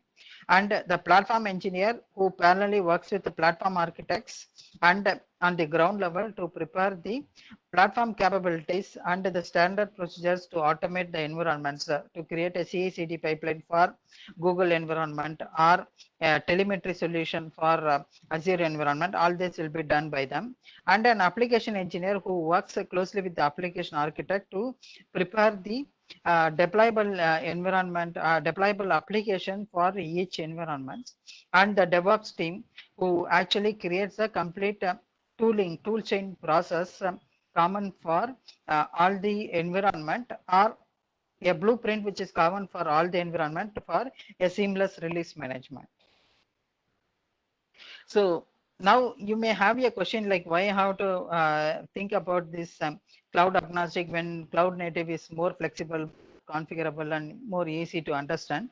One thing that you have to understand is cloud native is very closer to the cloud service provider, whereas cloud agnostic make you to generalize, make more reusable structure, and hence you are it is very desirable to know this cloud agnostic approach as well. As an example, I'm just giving a sample solution which is from Cisco. Cisco has developed a container networking standard platform called Concave, which helps to create any networking configuration, a CNF setup. It can be creating a container, creating VM, creating a networking solution with the principles, user principal policies and all that into a reusable structure, which can be deployable for any infrastructure, which can be deployable for any platform, integrated seamlessly with different platforms, be it Docker Swarm or Rancher or OpenShift environment or any Kubernetes environment. So this is one example, one open source example, which is developed by Cisco, which helps you to develop a cloud agnostic solution. There are many other examples, but Concave is more prominent, more largely used across CNF development in recent times. And to understand more out of this topic, I prescribe some of the books that I have listed out here. Learning Path, Architecting Cloud Native Applications. So some of the patterns that Bharat has covered are you can learn more from this book. 5G for the Connected World, to understand more from the network point of view to the CNF, BNF, PNF, like how it got derived and all that you can read from this book, plus Foundation of Modern Networking and Cloud Native, to understand more how you can develop a native solution and an agnostic solution. Apart from that, there are some links given. So at the end of this session, we will be sharing all these materials that we have used for this presentation as a PDF. So you can use this to get all these references that I'm giving. And so I'm stopping here. Maybe this is like I want to cover it on time. That's why I'm making it more faster. But if you have any questions that I have missed to cover, or if you have any question to clarify more, you can just post it in the Q&A window. We will try to answer it. Yeah. So that's all I have to share from my side on this topic. I will hand it over to Abhinavesh. Thanks. Thank you, Dr. Magesh. Hope I'm audible. Yeah, go ahead. Yeah. So just waiting for the rights to share my content. Yeah, you have. No, I think Go ahead, Abhi. give it to other session. I've joined from. Oh, okay. Yeah, that's true. Okay.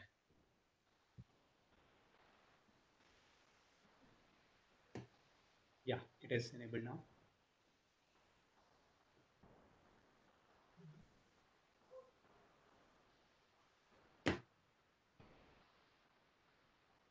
Okay, so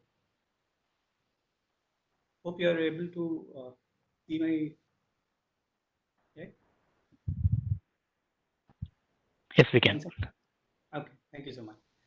Hi, good afternoon all. This is Abhinivesh. Today I'm going to cover cloud native edge platforms. So in this presentation, I will tell you like what all options are there, and then I will pick these three options to do some deep dive. Right? One is Actino based KNI edge platform, then second one is K3S and Cube edge. Now, so in terms of MEC application types, right? So we have heard on cloud native part, and I'm introducing two new terms here. One is Kubernetes native, another one is edge native. Right? So what is Kubernetes native? So cloud native is kind of superset. Cloud native can be implemented with or without Kubernetes, right? So there could be three possibilities there. You can create a cloud native application, which is Kubernetes native also, or you can create it using other technologies like, let's say, Docker Swarm and all. And where Kubernetes is not at all supported, so it is like non-K8s technology, or it could be based on multiple technologies, including Kubernetes. Right? But when we talk about Kubernetes native technology, we are essentially talking about application development where design and build was done with deep integration with Kubernetes features, right?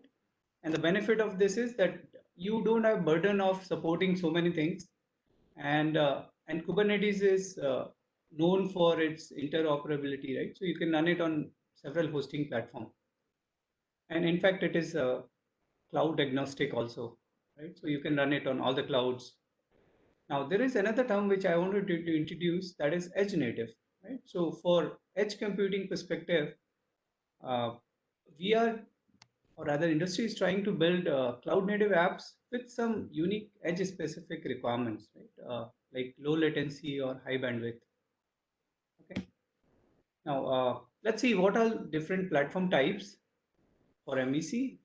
So in this slide, you're seeing there are three platform types shown, right? One is on type 1, I'm showing OpenStack based edge platform where you're hosting your VNFs or MEC apps, right? There is another type where you have container native network functions, CNFs or MEC apps running on top of Kubernetes.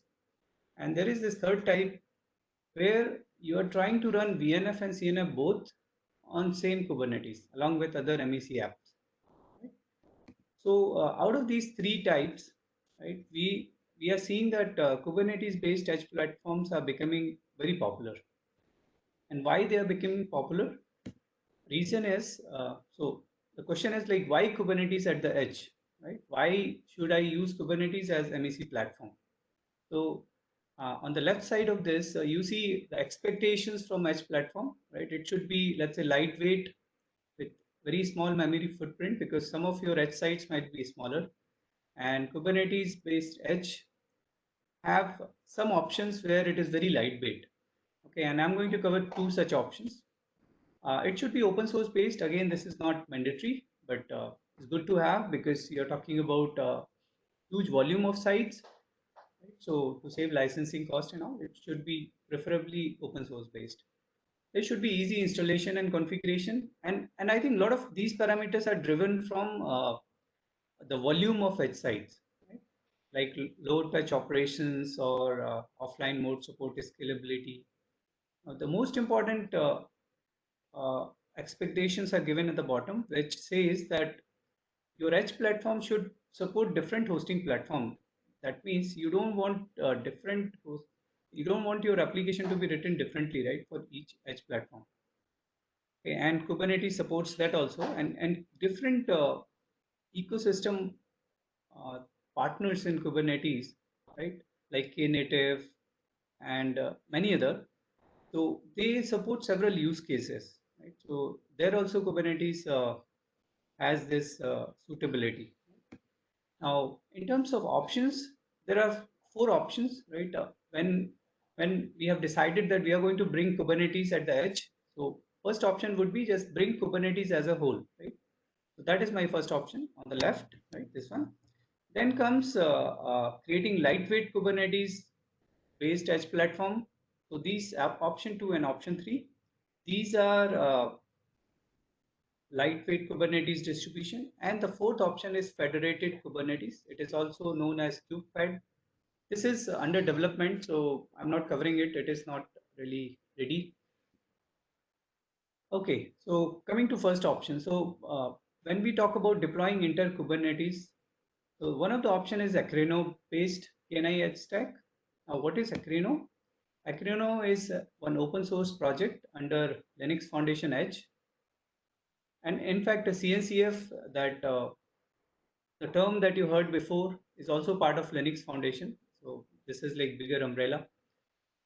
This Akrino project in LF Edge is focused only on Edge, right? And the key principle here is to keep the cost low and get large scale deployment via automation, right? So as such, Akrino is integration project. It is not going to develop something totally new. Rather, it will integrate so many technologies, so many open source technology which are already there. So as of yesterday, there are like 17 blueprints which are approved and which are already released in sub shape and form. Right. So I'm going to cover one of the blueprint called KNI, Kubernetes Native Infrastructure Family. What is blueprint? Blueprint is declarative configuration of entire stack. So what Akrino says that you cannot have one size fits all edge platform. Okay. So what you need to do based on use cases, let's say if it is micro MEC, then you need different kind of edge platform. If it is AI/ML application at the edge, you need different kind of platform. And these are 17 categories that are identified so far. Okay. And some categories handle more than one use case, like KNI blueprint handles several use cases. Okay, now what is KNI Edge platform?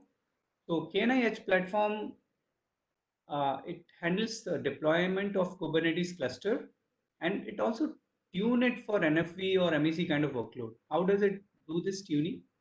So it provides like SRIOE support, and it provides multi-interface support, it provides load feature and PTP support. And the most important one from edge computing perspective is this real-time kernel support. That means you have operating system like Core OS RT, right, which is good for low latency kind of application hosting. So that kernel support, real-time kernel support is also there in Akrino. Okay. So here, this kind of edge platform, just a quick summary from Akrino Edge perspective, this kind of edge platform is suitable for large size edges, which are there at, let's say, aggregation point. So we call it like provider access edge also. These solutions are good for that. But what about let's say, what about edges which are very small in size, right? Where you can't afford to host entire Kubernetes. There you have two options. One is called K3S, right? Now K3S, what is K3S? It's another open source project, and it is lightweight Kubernetes distribution. And you can see and understand the footprint of this. It requires only 250 MB of memory, and binary size of K3S is only 40 MB. Okay, and it is a single process, right? So unlike traditional Kubernetes where you have multiple processes, this is single process, and that is how it saves a lot of memory. That is one of the way. Okay, and it is released for x86, ARM64, so you can even run it on Raspberry Pi or Jetson Nano, those small kind of devices also. Okay, and it works on all flavors of Linux, but it doesn't support Windows. Now, some more facts about it. What is K3S? So how K3S was built? So what Rancher people have done, Rancher, it is developed by Ranchers, but it is open source. So what they did, they have removed a lot of code which is not required for edge kind of scenarios. And the removal was done in millions. So traditional Kubernetes has like 3 million codes, 3 million lines of code, and whereas K3S has only 1000 lines, right? So that's the kind of optimization that was done. But there could be a scenario where people will say, I need some extra feature, then it has batteries included kind of option where you can optionally uh, enable add-on features, right? Now there is no meaning of K3S, like there is a meaning of K8S. So Kubernetes is 10 letter word and K and S are first and last letter and 8 is number of letters in between. But K3S simply does not have any meaning. So it's just like they wanted to come to some name which is having number which is less than half of 8. So they just picked up K3S. All right. Now K3S is not similar to a smaller version of Kubernetes like Minikube or MicroK8 because those are not built for production. Those are for developers and testers, right? So unlike that, this guy is a production ready kind of thing. Okay. There are two components from architecture perspective. One is K3S server, another other one is worker node. So this is like master node, worker node, right? And you can deploy it in both ways. You can deploy it in single server architecture where your agent, your server, everything runs on the same machine, or you can have high availability architecture also. Right? Where, same is true for Kubernetes. That feature is available here also. Now, instead of doing deep dive on architecture, I thought I will quickly show how it is done. Okay, so this particular slide shows how to install, configure, and run K3S. Now, there are two ways to do it. You can do script based or binary based. So in binary based, you just download the binary, extract it, and you are done. Or if it is script based, where you need to just run one curl command that you can see here, second line. And within a minute, I mean, it takes like 40 seconds to run.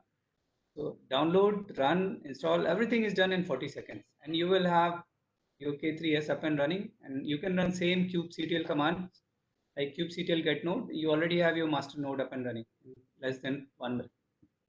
So that is the kind of enhancement it has done over it. Now, see, you don't run Kubernetes with just master, right? You need to add worker. How do you add worker? Again, two more commands. So on other node, you simply install K3S, same way that you did it in master, and add one more command to add the agent, okay, where you need to give the token from master node, and it runs for again less than 2 minutes, and you will have your worker node also added in the same cluster. And you can do high availability architecture by adding more servers. Okay, again single command. Okay, so this is how you run like two node or multi-node cluster in K3S. And now if you want to do a deployment of application, how do you do? Once it is up and running, it is same as Kubernetes cluster. So you can deploy any application, let's say Nginx, by just running one command, kubectl run Nginx pod, and you will see your application running on agent node in no time. So that is how you run K3S. I've shown this example using EC2 instance. Coming to KubeEdge, so K3S is one option for lightweight Kubernetes. KubeEdge is similar one, and this is also cloud vendor agnostic, so it runs everywhere, right? All it needs is one Kubernetes in the background. So unlike K3S, KubeEdge does not provide you Kubernetes as such, and you have to have Kubernetes running. On top of it, you run KubeEdge. Okay, so that means you can run it with K8S or you can run it with K3S. This was started by Huawei and it was open source later. Okay, and it is a CNCF project. It has two modules, cloud module and edge module. Both can run in offline mode. Again, it has very lightweight footprint, only 30 MB of running memory. And the big differentiator of KubeEdge between and K3S is that it can support IoT also. So it has MQTT based communication support. Okay, and it runs for an ARM also, right? So you can run it on Raspberry Pi. And the major limitation of KubeEdge is you can't deploy it on any managed Kubernetes offering. So you can't run it with GKE or EKS or AKS, because these platforms don't allow workers from outside, right? Whereas KubeEdge creates worker node with edge core components. So it does not use kubectl. Okay, so that's the difference there. Now, in terms of deployment option, of course, for testing, you can do local installation where you deploy both cloud core and edge core in one place. Ideally, it should not be. You should be control. You should run your control plane from cloud and edge from edge, right? And but yeah, on local, you can do that way. And you can do it in automated fashion like KE-ADM, or you can do it manually. So I'm in next few slides, I'm just showing it how it is done using KE-ADM. So what I did, I have taken two EC2 instances. Okay, one guy will work as my cloud core and other guy will work as edge core. And on cloud core edge node, I'm also installing Kubernetes because it requires Kubernetes. Then there are 7 steps. What you need to do, you install Docker on edge node and you download and extract KE-ADM utility on both the nodes and use this utility to set up both cloud core and edge cores, and then you can run a sample application. How do you do that? So this screenshot shows that I have these two instances running and I have opened two ports, 10,000 and 10,002, so that these two nodes can communicate with each other. Then I create a Kubernetes cluster using this documentation reference. It takes like 15 minutes to create Kubernetes cluster. Then you install Docker using this document reference. This is for edge node. And once you are ready with Kubernetes and Docker installation, you download this KE-ADM. So I'm showing version 1.3, but latest is now 1.4. Okay, and you download this utility, extract the file, right? So I'm just changing the ownership, extracting the file, and then running this single command, KE-ADM init, advertise address, and this is my public address of my master node, or other API server address. And with this, after a few minutes, I mean, it is not as fast as 40 seconds of K3s, it takes few minutes, you will see cloud core started, right? That is like end of it. So your cloud code will be running. And for edge core, you just get the token from cloud core and run this command KE-ADM join. So basically this is joining the cluster and with the token code. And again, at the end, it will say KubeEdge edge core is running. This takes like 10-15 minutes. Okay, and then it is done. So once your cloud core and edge core both are running, you can run any sample application. So there are some sample applications that are given with the KubeEdge. You can do a git clone, right? This git clone of KubeEdge, and in once you do git clone, you will see a deployment.yaml file, and you can apply that file, and you will see that your application, I mean, it does very simple Nginx deployment. Okay, and you will see that your Nginx deployment is done on agent node. This is the 135 IP, right? And with that, we have reached towards the end. So what we have seen in this presentation, that open source based cloud native edge platforms are mostly using Kubernetes, right? And why Kubernetes? Because of rich ecosystem, and this entire setup, entire world is moving from cloud native to Kubernetes native. And I have heard this very simple definition in one of the KubeCon, where they said that if some application runs on Kubernetes, it is cloud native. I mean, you don't need to worry about other parameters. So that is very quick way of summarizing cloud native. And we are also moving towards native application with the help of these two terms. And one quick summary is, as you have seen, I have shown Akrino, KNI, I have shown K3S and KubeEdge. So there is no one size fits all solution. So you cannot develop one edge platform will cater to all kind of use cases. You will have to choose appropriate edge platform. So let's say if it is IoT kind of thing, use KubeEdge.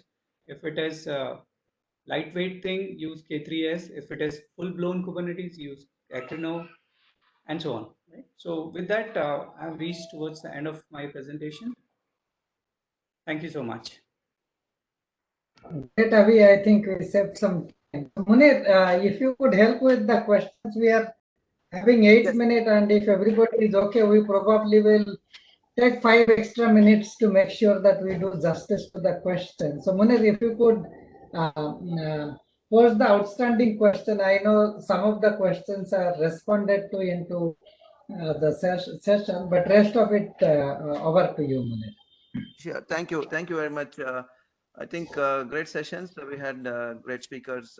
Thank you very much for all the knowledge that you have shared. I see some good questions coming up here, which have come up, and as you, Subhash, you mentioned that some of them are already answered as well. The first question is from Rashmi Swarup. So the question is like we install 4G towers, 5G towers, etc. Are there any thoughts if these services can be transmitted without the towers? The answer is yes, it could without tower. If you look at deploy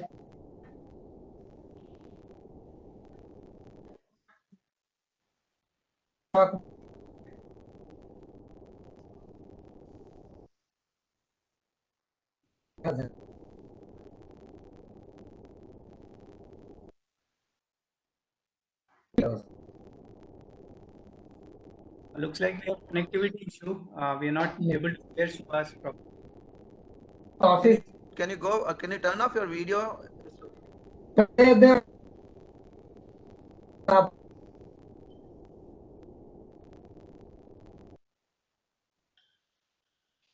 Subhash, your voice is breaking. Oh, okay. Am I audible or still the same problem? Can anybody else take up the question? Yeah, Munir, I suggest. Yeah. Now it's better. Yeah. So Munir, if it is better, I will say that yes, it is possible. If it is a very small base station, it can as an access point and it can be mounted into the wall or the ceiling. As far as 5G is concerned, if you get into the similar small cell, picocell, femtocell kind of concept, it technically should be possible to mount it on the walls or the street lights.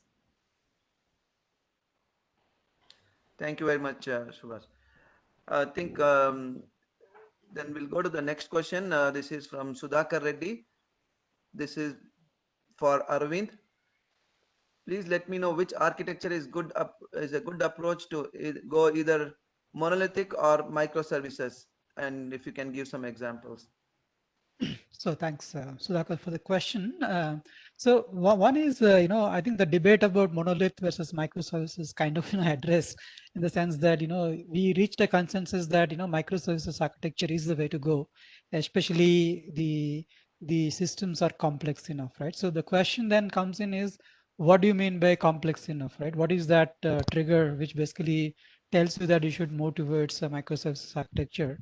And that is not easy to answer, frankly, right? So so that is the reason when I presented where Microsoft is heading, I put you in two directions, if you see that slide, right? So one direction where we are going to much smaller function as a service model.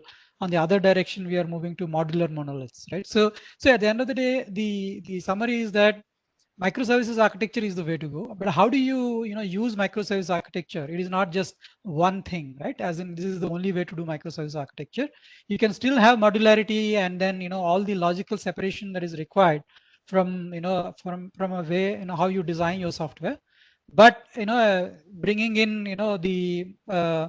bringing in whether you should physically separate them into containers, that is something that you would take a decision based on the complexity and the size of the application. So microservices architecture is the way to go. Whether you want to deploy it as independent services, or you can actually use the modularity of the microservices but deploy it as a single unit, that is a decision that you can take. But the summary is the architecture is the way to go. Microservices architecture is the way to go. Yeah, thank you very much, Arvind. I think, I get thank you from Sudhakar as well. And moving on to the next question, it's from Charulata. For cloud native 5G architecture that would work for 5G communication, what is the expectation in terms of backhaul connectivity for this to work seamlessly? Am I on? Yes. Yes, Subhash. Okay. So, great question. Backhaul is a big question. So there are multiple ways to look at it. The edge computing has come a big way to decongest the backhaul, because if you can think of a cell site, 5G cell site of 20 Gbps downlink speed and 10 Gbps uplink speed, there is a lot of transmission, and think of multiple base stations aggregating the traffic. So one way to decongest is to bring the edge closer to the user and then offload it right there. However, as the backhaul is concerned, backhaul is an absolute necessity. The fiber pipe is going to be fatter in terms of the data volume. In terms of microservices, the Cloud RAN, if you look at, there are two parts to it. One is the RAN virtualization and the second is the core virtualization. You can see that core virtualization happened in 4G time when virtual VPC was quite popular use case. Quite a few telcos deployed it. That was the first revolution on .o, like Arvind termed it, face on .o virtualization is concerned. Is the physical appliance becoming a software appliance? But that was not it. So microservice will enable that software appliance to decompose further, and it become into a kind of a serverless architecture in loose term, and allow the massive scalability in terms of granularity of the user onboarding. So that is fairly advanced, and the 5G core architecture has embraced that philosophy. The RAN architecture still is, if you see the DUCU split, it still is kept into a macro level. But if you look at the ORAN and the Open RAN project into telecom infra project, and some of the software community of ORAN, which is a Linux Foundation project now, there are a lot of work happening to do the legwork to push the standard towards the microservices in the RAN side. So long answer to the question, but if your question was related to backhaul virtualization and microservices coming there, I do not see a lot of relevance, because the backhaul as a transport link requires a huge data plane, and the SDN based configuration automation is pretty much done. Would there be microservices for the transport node virtualization? That I am not very sure about. So, sir, but I on it. Thank you very much. I think, yeah, that was great. The next question is from Vishwanath. I'm not sure if I'm getting this correct, but I'll just try to read this out. In the service mesh, is proxy an API?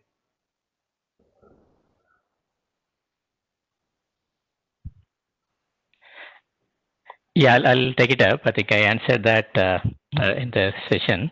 So yeah, so service mesh basically wraps on top of the microservice, right? So it basically acts like an intermediary. It intercepts both the I'm talking more from the data plane perspective.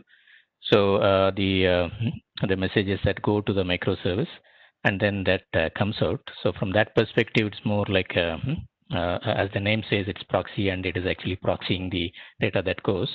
It also has APIs from the perspective, from the control plane perspective, so that the control plane can send those policies. But from data plane perspective, it is more just like a wrapper. Yeah, thank you. I have the. This is the last question. This has actually been already have been answered on the chat window, but just for the sake of everybody's interest, I'm asking this. Does Google Engine also use cloud native computing? This is from Rashmi Swaroop. Yeah, I answered that. So I think she was really referring to Google's Earth Engine. Google Earth Engine is a service that Google offers for spatial analysis, right? Geospatial analysis. So we really don't know the underlying architecture, but what we have used it in few of our clients. Google don't publicly tell what the architecture they use, but I assume Google in general uses Borg, which is equal to Kubernetes in the open, right? So Kubernetes in fact came from Google. If you have seen the history of Kubernetes, so Google contributed it to CNCF and then the standard that is now. So so that way, so I'm assuming Google would use Borg for this kind of a service. They do expose APIs, so I'm assuming that they have some kind of services architecture behind the scenes. So that's all we would know. So we don't know much beyond that. So I'm assuming they would use cloud native architecture. Yeah, I think that's all I have, and that brings up to the right perfect time. I think we just overshot by 5 minutes, though we actually started pretty late. With that, I will take this opportunity to deliver the vote of thanks. I think this is a wonderful team. Thank you very much. Very good exposure that was brought up, and I think the whole team came up as a team. I think that was a really nice thing that so the whole spread was pretty good. Thank you very much, Subhash, for organizing this, for having the whole team, bringing the team together, and scheduling this thing. Thank you very much, Arvind, Dr. Magesh, Bharat, Avina, Abhi, and thanks for delivering this. And also, I would like to thank the COMSOC Bangalore chapter. COMSOC Bangalore chapter, I think they are doing pretty actively, involved with all the 5G stuff that is happening, and delivering all the best speakers from the industry and across even from the research to the community here. And I think that's a really good information that they are able to serve the community. Thanks for the COMSOC Bangalore chapter, EDSICOM, who are striving hard to deliver it to the community. And also, I'd like to thank the Standards Association, who's being partner in this. Of course, I also belong from the Standards Association. So, and also, I would like to thank the participants, especially being a Saturday. I think I see pretty consistently everybody was there. So thanks for that. And as we mentioned, we will be definitely sharing the recording that we have, and I'll also request if the speakers can share the presentations. Then there have been many people who have been asking for the presentations to be shared. I will do that. And I've just once again on the chat window shared the feedback link. I would request those who have not yet filled up the feedback to please do so. It will help us in organizing things much better. With that, thanks again, and have a nice weekend, whatever is left out. Thank you, Munir. Thank you. End of you. Before we close, I just would request Dr. Ganna to give his perspective. Ganna is in executive committee of COMSOC. Ganna, if you